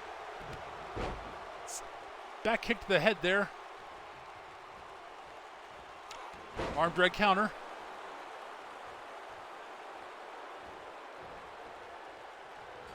Bounces her head off the turnbuckle. Counters.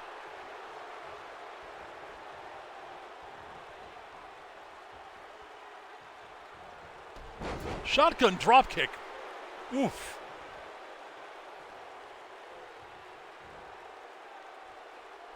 To the top rope again. Misses the Heartseeker elbow. She just got her up in the air like she was nothing, and then just beautiful gutbuster from the military press.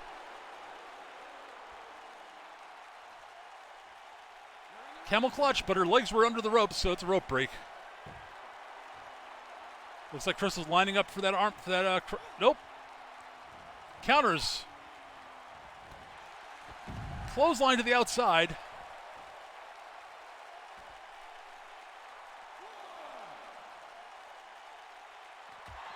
Kick to the gut. Series of just a flurry of blows to Crystal there. Counters the kick to the gut there. Punch to the head. Uppercut.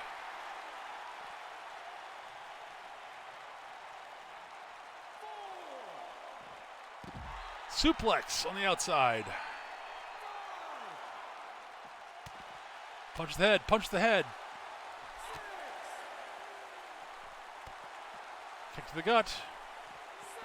Sends her back into the ring. She's lining up for something. Oh, that spinning heel kick just about took her head off. Holy cow. And that's it. Kari Matsumoto is your winner.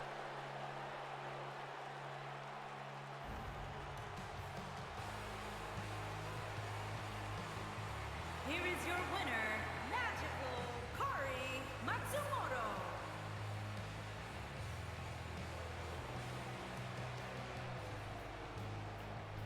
That was an absolute slugfest, folks, and Kari comes out on top. And as she's leaving the ring, she just walks out, eyes on Crystal Storm the entire time, who's just not moving. We'll see if we need medical attention for Crystal there, but we got to get on to the next match.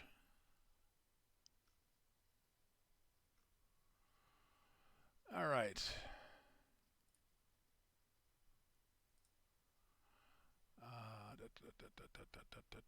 What's up next? Next, we have a match between Alex Mackey and Catherine Koloff, and Alex has some words first.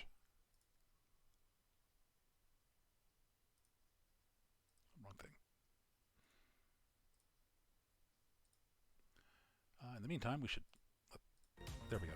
Sorry about that.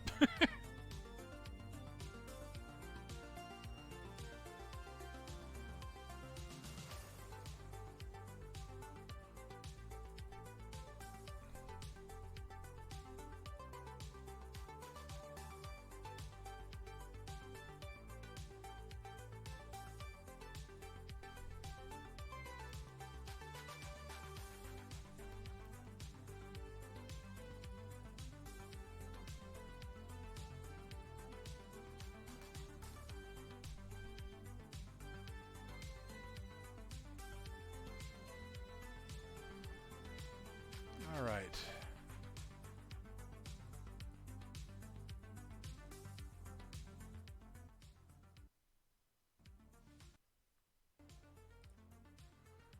Here we go from Miss Mackey. Oi, Catherine. You sure are full of yourself, aren't you? You style yourself as royalty and have your little cult of followers. But what have you done for your people? You claim to be the legitimate ruler of Russia, but all you've done is collect a small army of sycophants and try and tear down those who fight the good fight. Tonight, you step into the ring not with royalty, not with a hero, but with the last true warlord. I am Alexandra McKee, champion of the Highlands, and I will show you what it means to stand up for your people. Well, strong words from Miss Mackey there.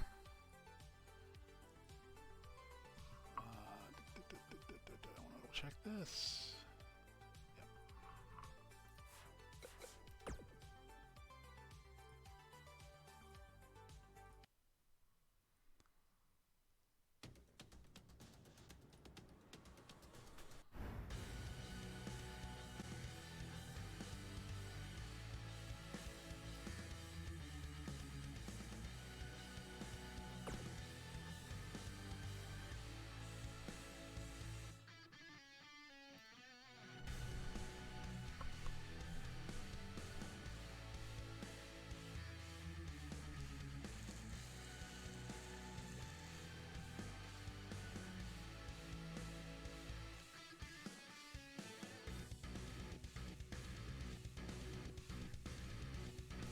Well, this should be an interesting fight, folks. It seems that Alex is none too fond of Catherine Koloff, whom seems not too fond of anybody.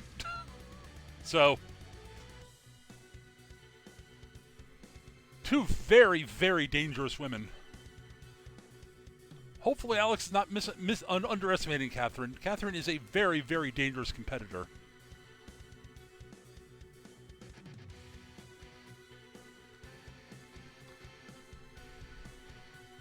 You saw from her utter domination of Crystal Storm a couple weeks ago.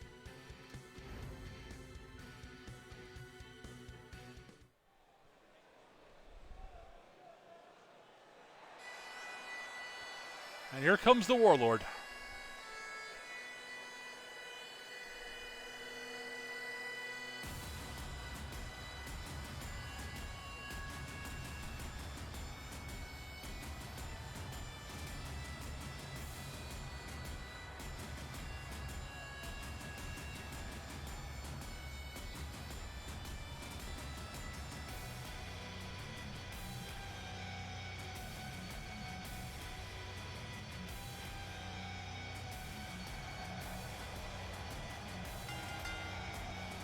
The following contest is scheduled for one fall. Making her way to the ring from Edinburgh, Scotland, Warlord Alex Mackey. Well, she doesn't call herself the champion of the Highlands for nothing, folks. Ever since waking up in the contemporary days on Earth, she has stood to protect the people of Scotland from many who threatened them. So, and in general, just been all-around helpful person. But she seems to truly pride herself on her ability to fight to defend those who need it. in Scotland specifically.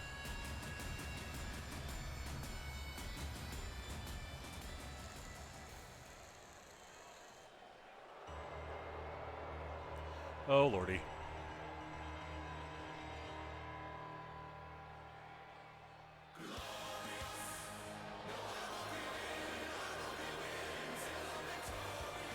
Wait, is that? Well, we're being joined by Kristen Anderson again.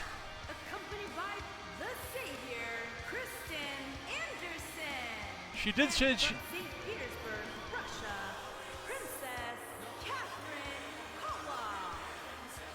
she did say she's had an eye on certain people, and she wanted to observe.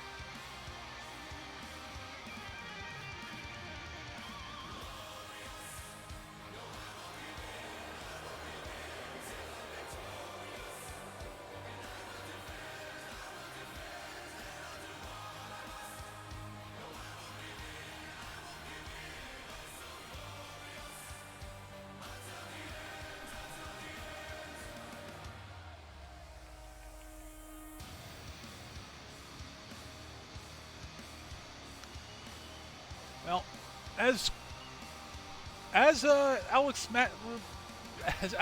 said, Catherine has built up a sizable following back on Earth, who seem to at least willing to back her claim, willing to support her in her claims, if not actually believing them.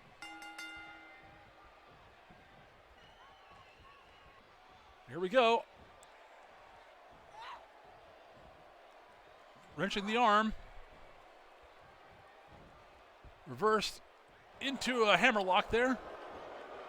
Reversed into a neck crank of her own.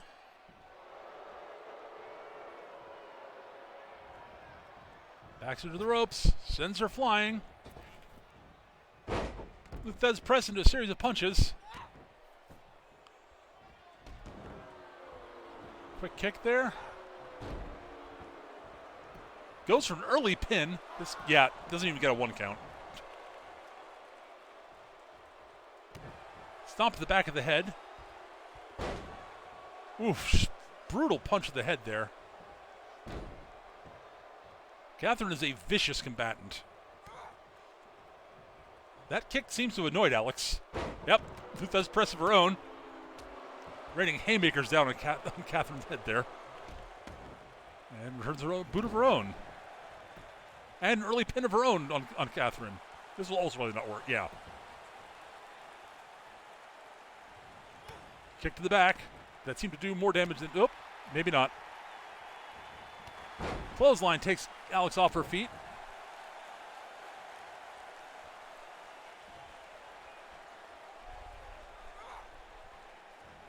Ooh, brutal punch to the head there, which Kristen is applauding.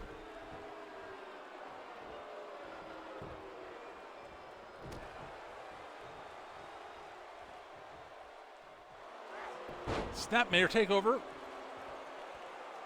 into a arm stretch there. Catches the kick into a dragon screw.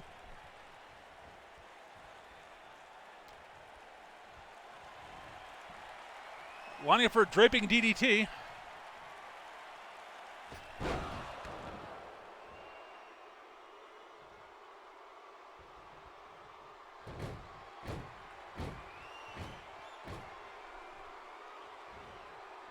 Oof, brutal cutter there.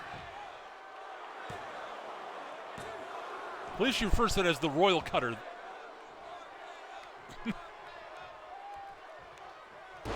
Something along those lines. We'll have to catch up with her and get exactly what she calls it later.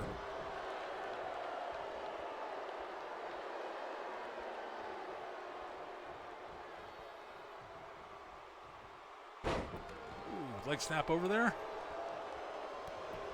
Kick to the back.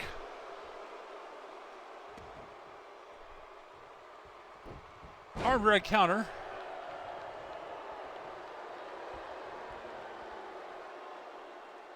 Hammerlock reverse DDT. Very nice.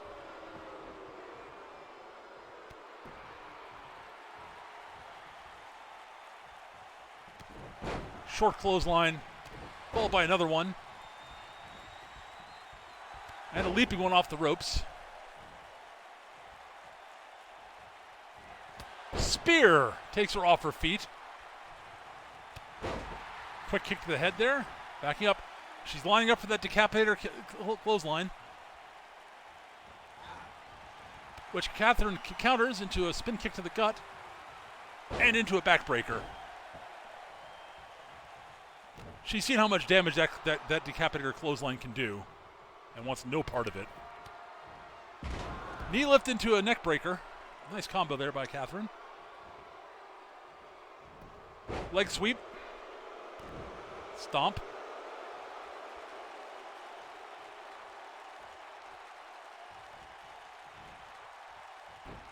Hurricane Rana.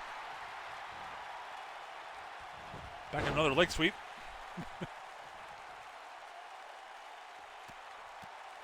Series of kicks to the head there.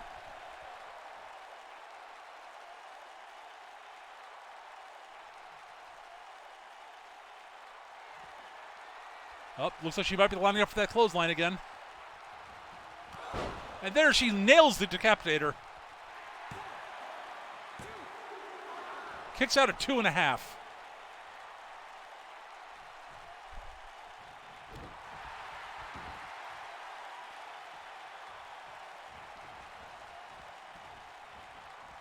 Stomps on the hand repeatedly.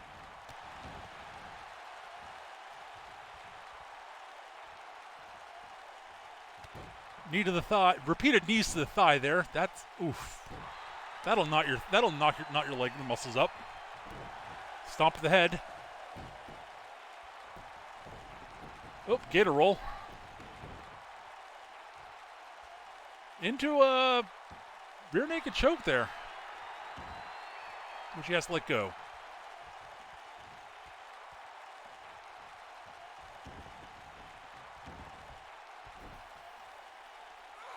Deadlift powerbomb, holy cow.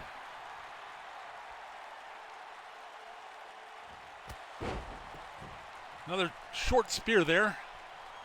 Goes to the cover. And that's your match, folks. Alex just runs through her at the end there. Catherine just could not keep up with Alex's just brute power. Here is your winner, Warlord Alex Mackey. Methinks she may have proved her point, folks. And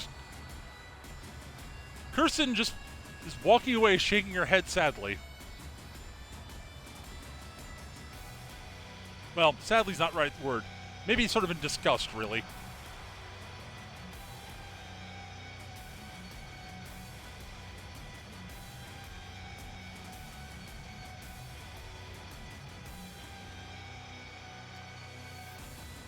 All right, next up, we are going to be hearing from Ahmed Hancock prior to apparently a match between him and Arik Tolos.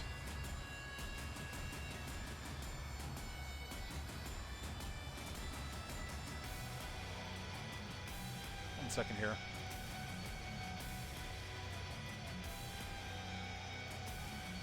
There we go.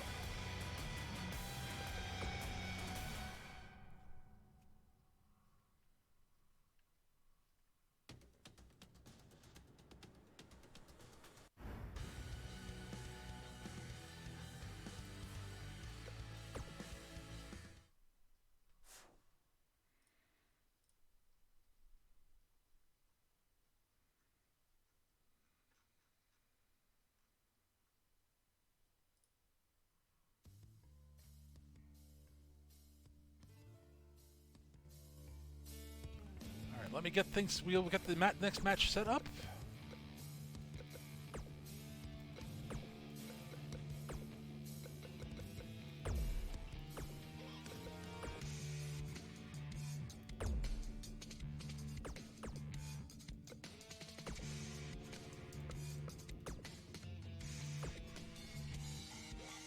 first, we're going to hear from Mr. Hancock here.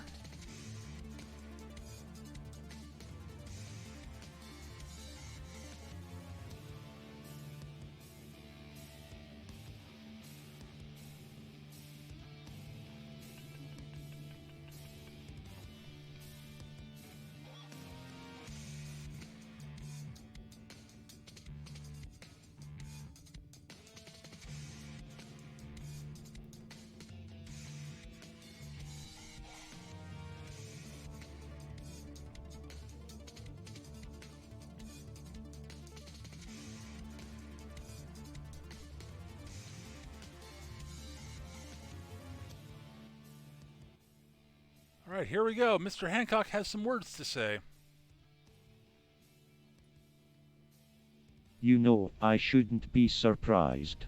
I have years of evidence of exactly what sort of person Eric Tolos is. But for some foolish reason, I had a small bit of hope that maybe, just maybe... 1 second. I had the wrong image loaded. My bad. Fixed. Let's restart that. My bad. things might be a little... No. There we go. You know, I shouldn't be surprised. I have years of evidence of exactly what sort of person Eric Tolos is. But for some foolish reason, I had a small bit of hope that maybe, just maybe, things might be a little bit different here. But, of course, after a brutal back-and-forth match where Bishop gave him exactly what he asked for, Eric couldn't leave well enough alone. Eric, you won the match. You won in brutal and decisive fashion. But then you just had to take it a step too far and decided to keep beating a good man up after he was down for no reason. If I hadn't had to deal with the cartel last week, I'd have dealt with you then. But now I've had a chat with Lord Omega, and he's agreed to give me a match with you tonight. So tonight, Eric, I am going to give you what you asked Bishop for and more. Nothing is going to hold me back from making you pay for what you did to Bishop, not even the rules. See you in the ring. And, oh god, connection dropped there, Britt. I'm going to replay that last line so that, because I think you guys might have missed that. I am going to give you what you asked Bishop for and more. Nothing is going to hold me back from making you pay for what you did to Bishop, not even the rules. See you in the ring. And, yeah, we got next. Apparently this is a no disqualification match. So, of some sort. So, yeah. Ahmed's not playing around, folks.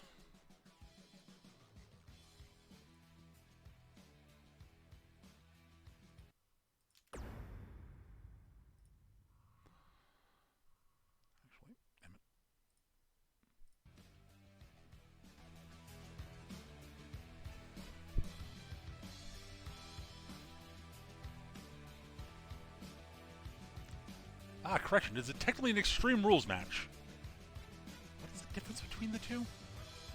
Okay.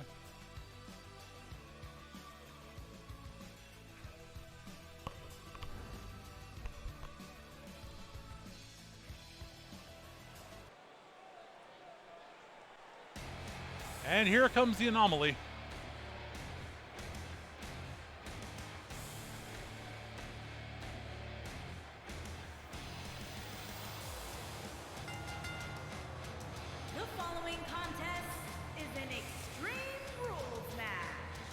Making his way to the ring, standing 7 feet tall, weighing in at 443 pounds, the anomaly, Eric Tolos. Well, last we saw him, he was savagely beating Bishop Boone after a brutal match between the two of them. And he looks, despite the damage Bishop did inflict on him, Bishop Arik looks none the worse for wear.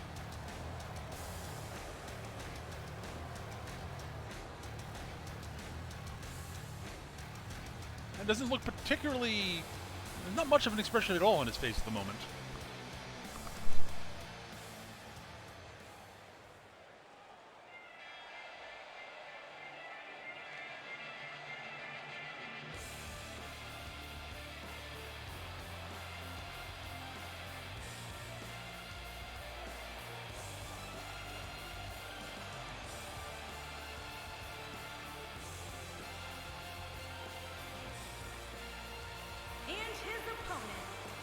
from Kingston, Jamaica, weighing in at 228 pounds, Ahmed Justice Hancock.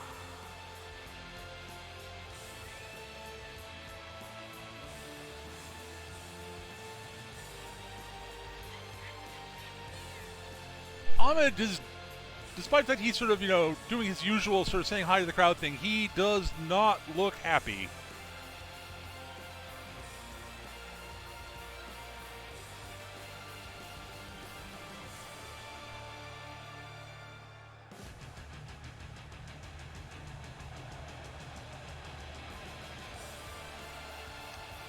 He's got purpose in his eyes, folks.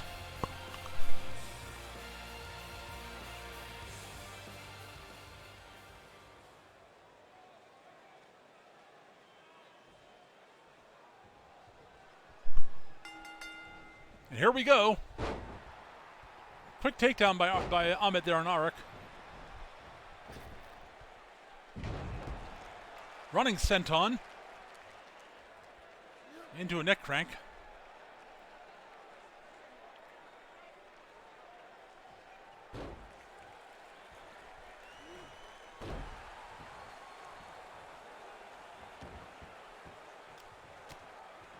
Blows several blows to the elbows to the head there.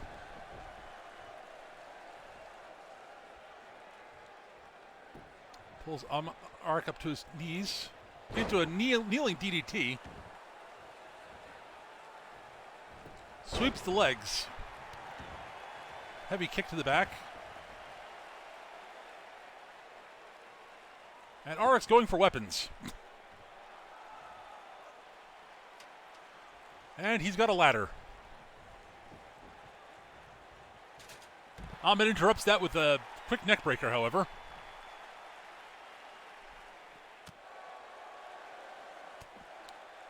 Punch to the gut. Oof. Fisherman suplex there. Sends him back into the ring. And decides to forget about the ladder for the time being, it looks like.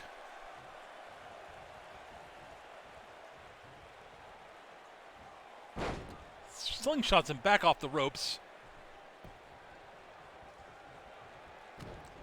Counters the big clubbing blow with a punch to the gut and clotheslines him into the corner.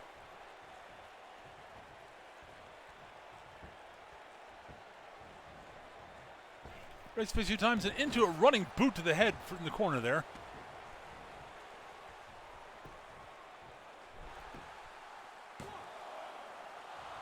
Gets a 1.5 maybe.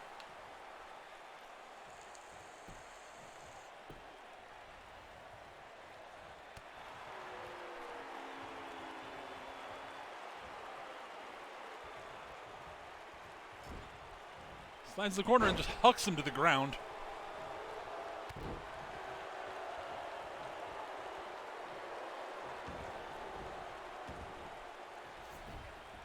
Into a deadlift powerbomb.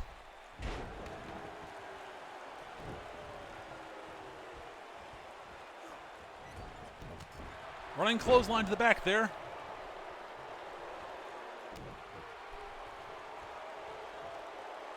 Into another neck crank.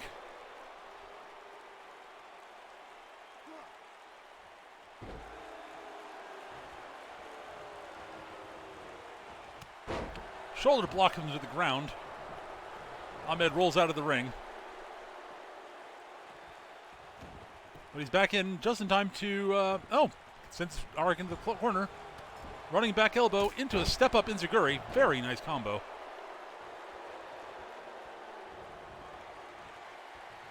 Counters the, whatever Ahmed was trying there, into a back body drop.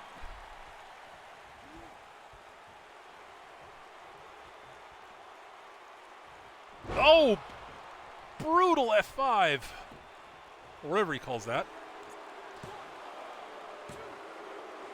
2.5.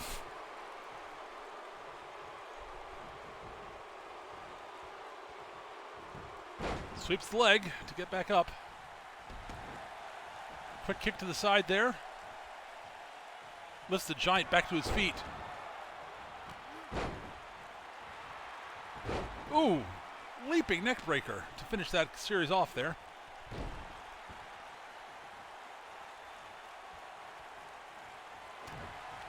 Punch to the head. German suplex into a full Nelson suplex.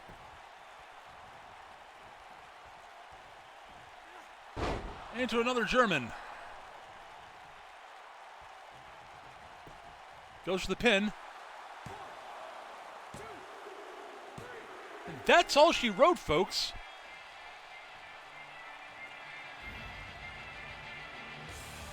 Ahmed emerges victorious. Here is your winner, Ahmed Justice Hancock.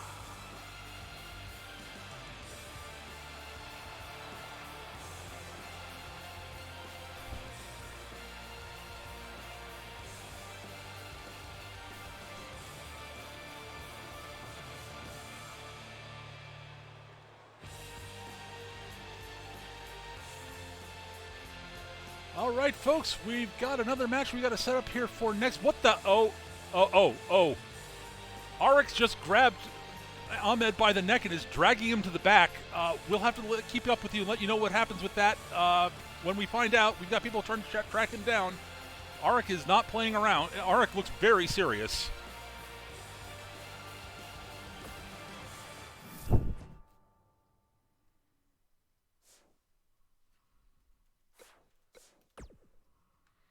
But while we try to find out what's going on with that, we are going to hear from Akane Matsuda.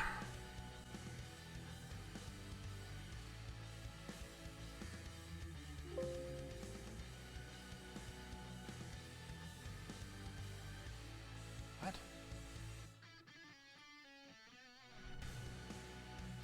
No. What? Smeg.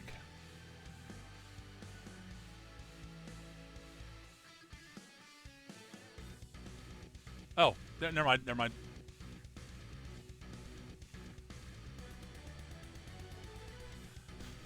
I thought something was going wrong there, but I fixed it.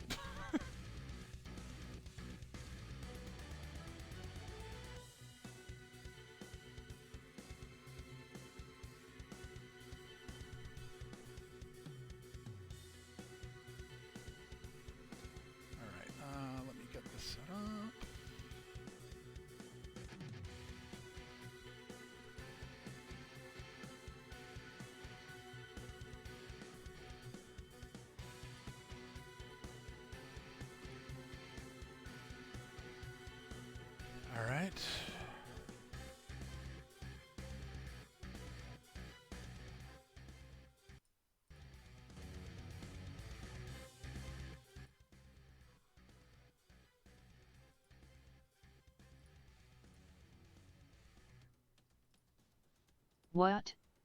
Fine, a quick word. It's been 2 long weeks since my last fight. And while my fight with Warlord Maki got my blood racing, I've had nothing since. Fortunately, Lord Omega has made the very smart decision to give me a fight on this show. A fight against a totally unknown opponent of Lord Omega's choosing. A fight where a pinfall or submission don't even have to be in the ring.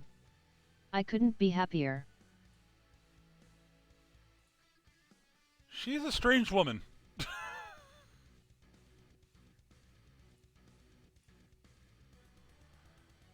All right, folks. It's her challenge match.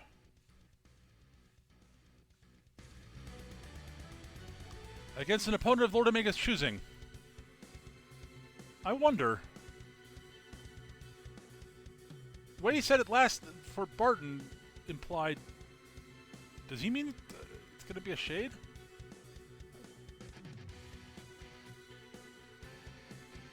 We'll see.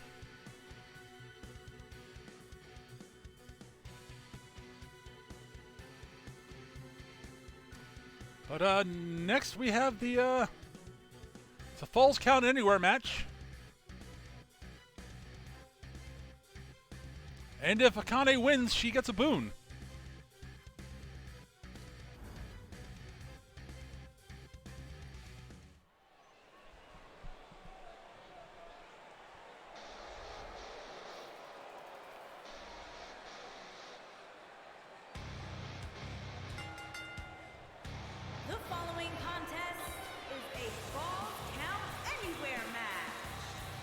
her way to the ring from Kyoto, Japan, the Scorpion, Akane Matsuda.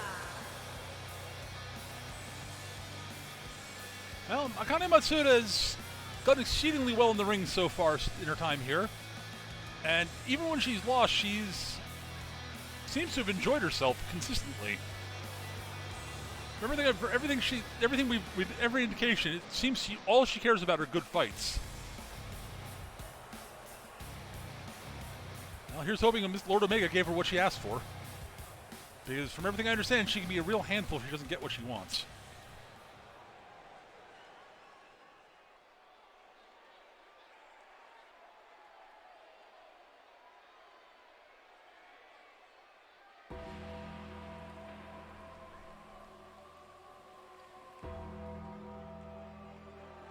And yeah, it's another shade. From your darkest fears, Demon Shade. Well, Barton was able to beat beat Death Shade, so we'll see how Akane handles the Demon Shade.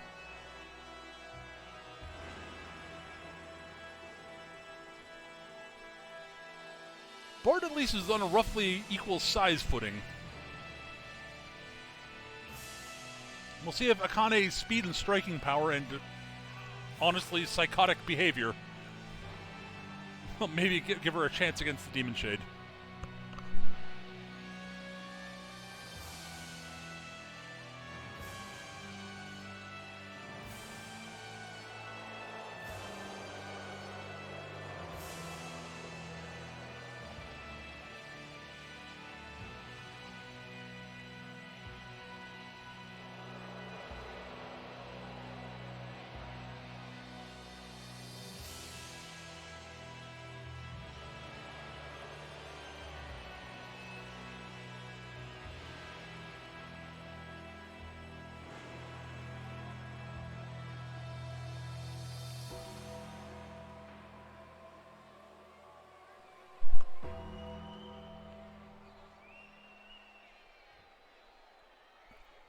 Well, Akane looks excited about this one.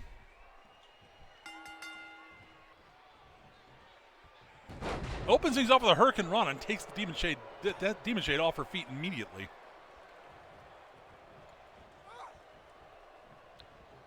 Misses the step-up drop kick. Pete stomps in the Demon Shade.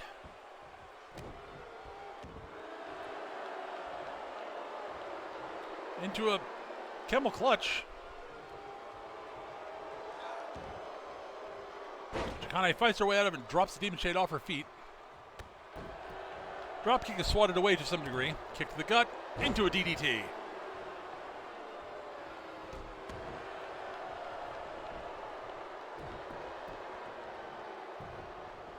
Akane rolls out of the way. Oh, into leaping facebuster.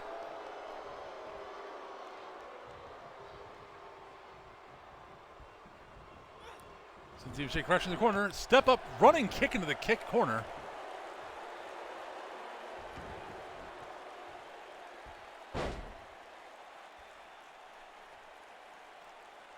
Sort of a modified figure four there.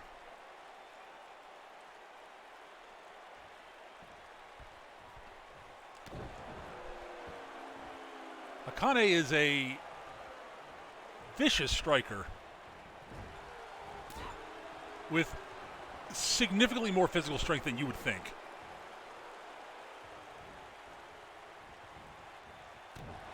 Elbow strike to the shoulder.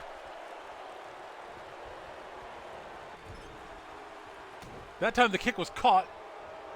Ducks the clothesline, and the Demon Shade loses their balance.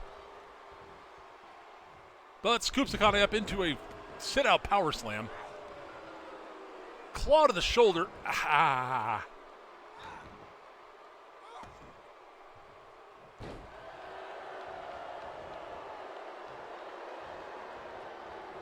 Arm drag takes the Demon Shade off its feet.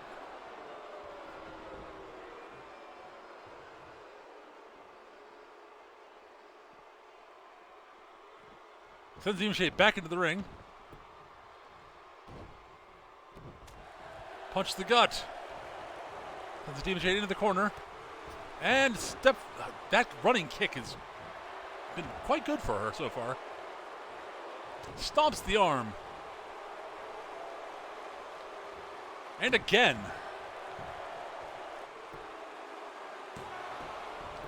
Kick out at 1.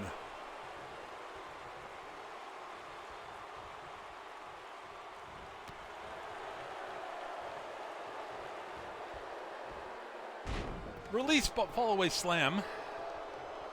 Belly to belly.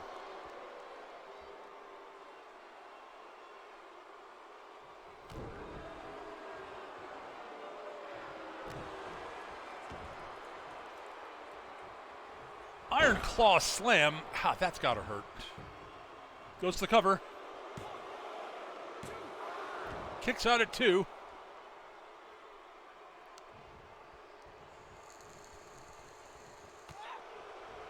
Finally seem to be playing possum. Got a kick to the head there.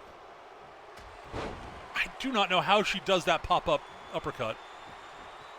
The opponent is that much larger than she is. Super kick to the chin. Or whatever, as close as Demon Shade has to one. 2.5. Demon Shade kicks out.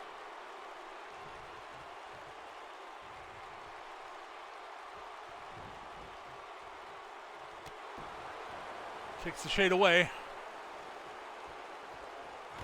Spinning kick to the gut. Demon Shade reverses into the corner. Chop. Oof. Goes Akane to the top rope. Kind of kicks her way off the ropes. Arm drag takedown. Punch to the head. Just straight clothesline there. Brutal. Akane rakes the eyes. Drop toe hold into the ropes. He is pulled back, sort of choking Akane to some degree. Punch to the head. Full Nelson slam. Oof.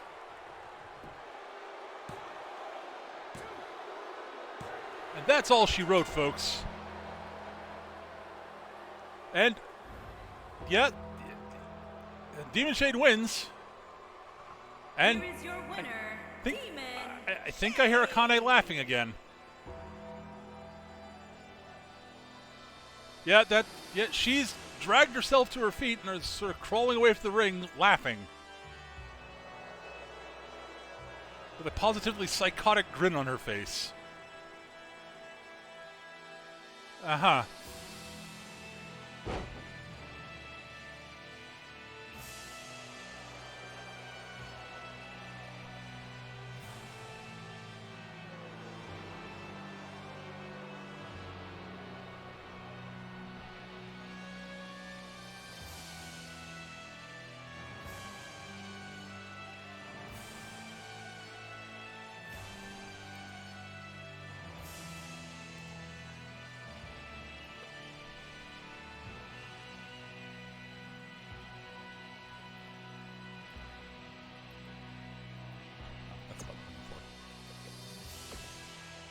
Well, folks, we have come to our main event of the night.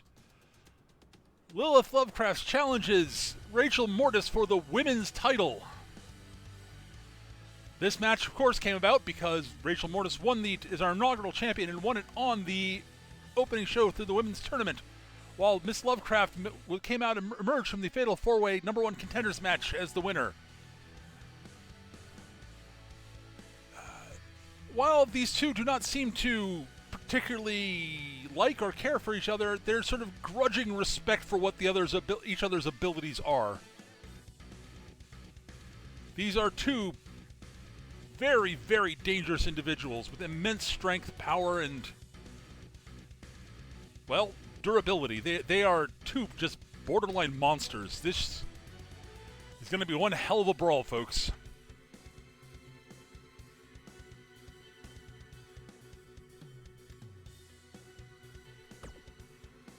And here we go, folks, going into the main event of the night.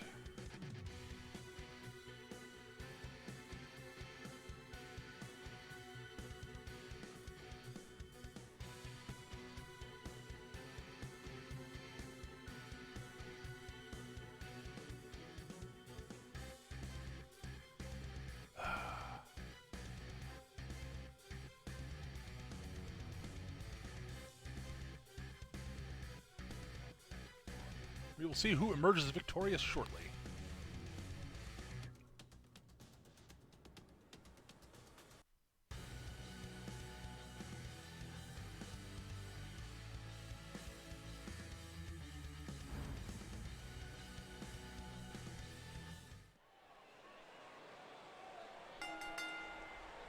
The following contest is scheduled for one fall and is for the Women's Wrestling Championship.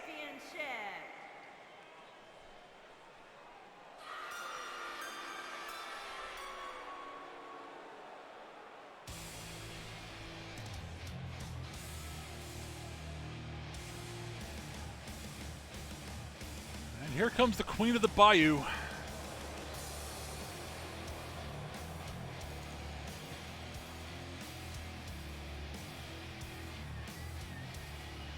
The ancient one, Lovecraft.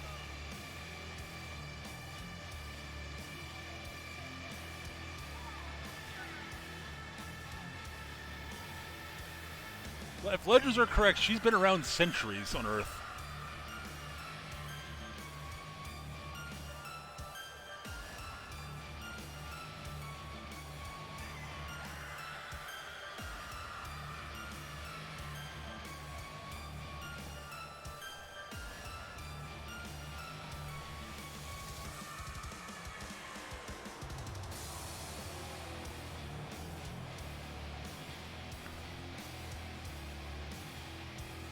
And if legends are correct, she's been both a force for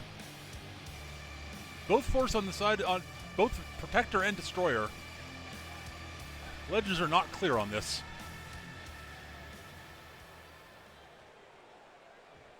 One thing no one disputes is her just insane, just how dangerous she is.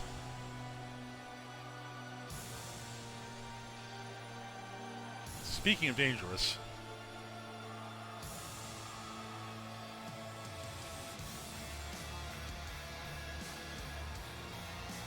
here's our champion, Rachel Mortis.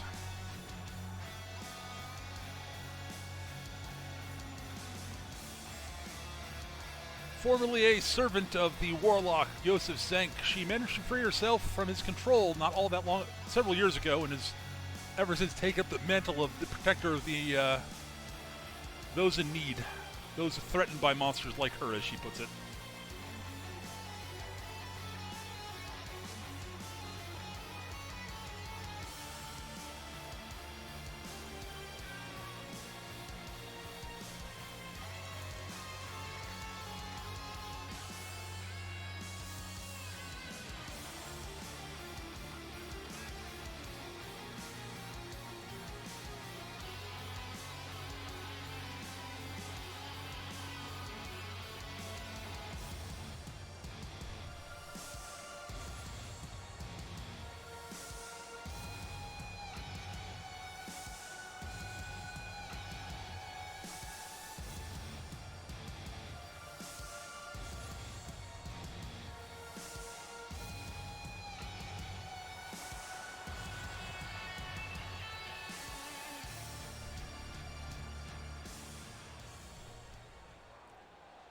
Well, here we go, folks.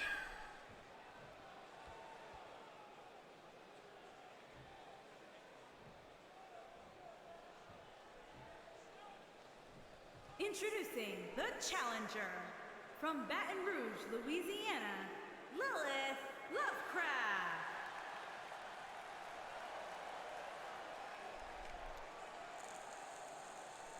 Introducing the champion from London, England, she is the Women's Wrestling Champion, the monster, Rachel Mortis.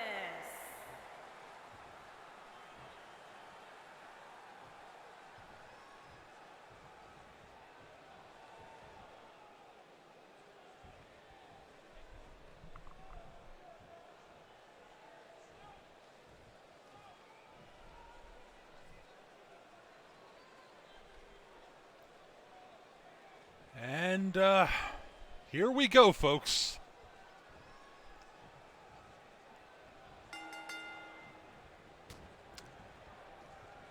Lilith starts off with a punch to the head. Lilith counters the punch to the gut. Goes to the spinning back elbow. Countered. Knee to the gut. Then she gets a spinning back elbow. Misses the kick to the back. Counters, spins around, kicks Lilith in the back of the knee. And Lilith crashing into the corner. Stomp to the back. Slams her arm off the mat.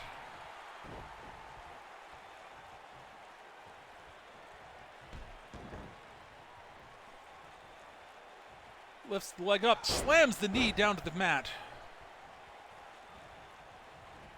Back body drop counter by Lilith. Kick to the chest. Pulls in the arm there.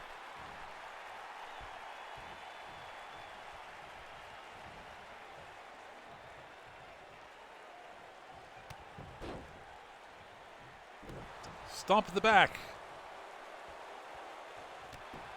Kick to the back.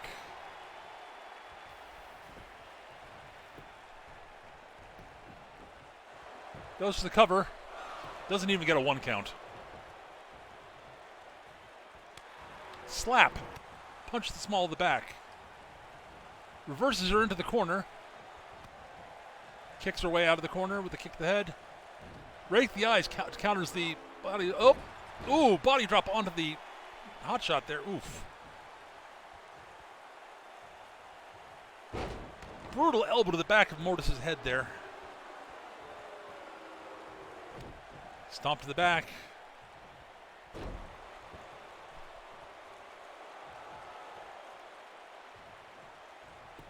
Goes to the cover. Kicks out at 1.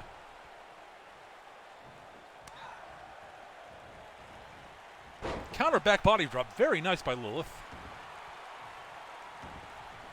Stomp to the head.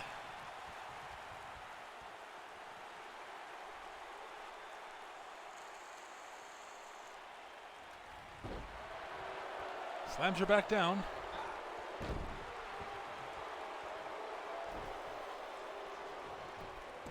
Goes for the cover. Maybe a 1.5. Lilith's been fairly on top of Rachel so far. Very nice judo throw there by Rachel. Kick to the gut. Sit out powerbomb. 1.5 maybe.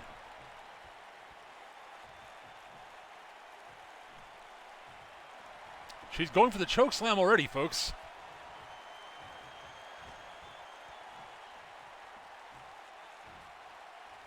Oh, that impact on that choke slam is nothing to sneeze at. Oof.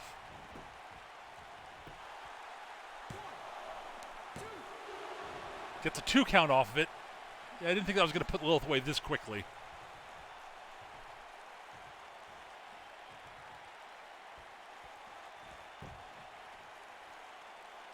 So he goes for a chin lock from behind.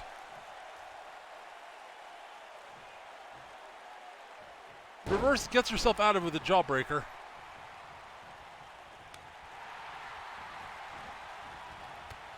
Reverses, spins into a spinning back kick there to the gut. Very nice. Oh my God, that lifting powerbomb off the ropes. Oh my God.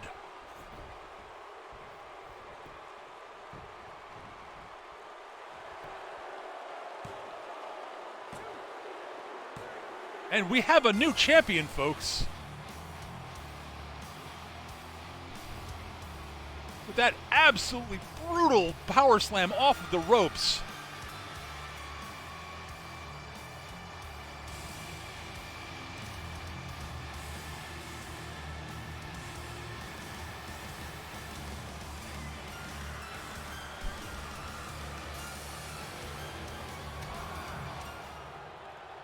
Well, no, Lilith is going after Rachel. After the match.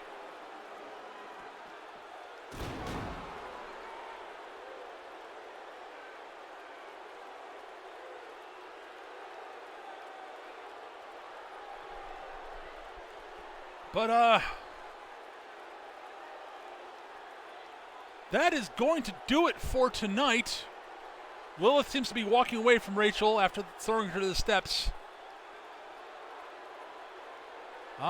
We've got a new champion. That's going to do it for tonight, folks. Thank you so much for joining us. This is Minion 799, and we do not have before we go, we have word on Ahmed Hancock. He has been found with no sight of Arctolos anywhere, but he has been found unconscious in one of the locker rooms and is being tended to by medical staff. We will have more on that next week, folks. But that's going to do it for this week. Thank you so much, everybody, and we will see you guys next week. This is Minion 799 signing off for IDCW. See you then. Take care, everybody.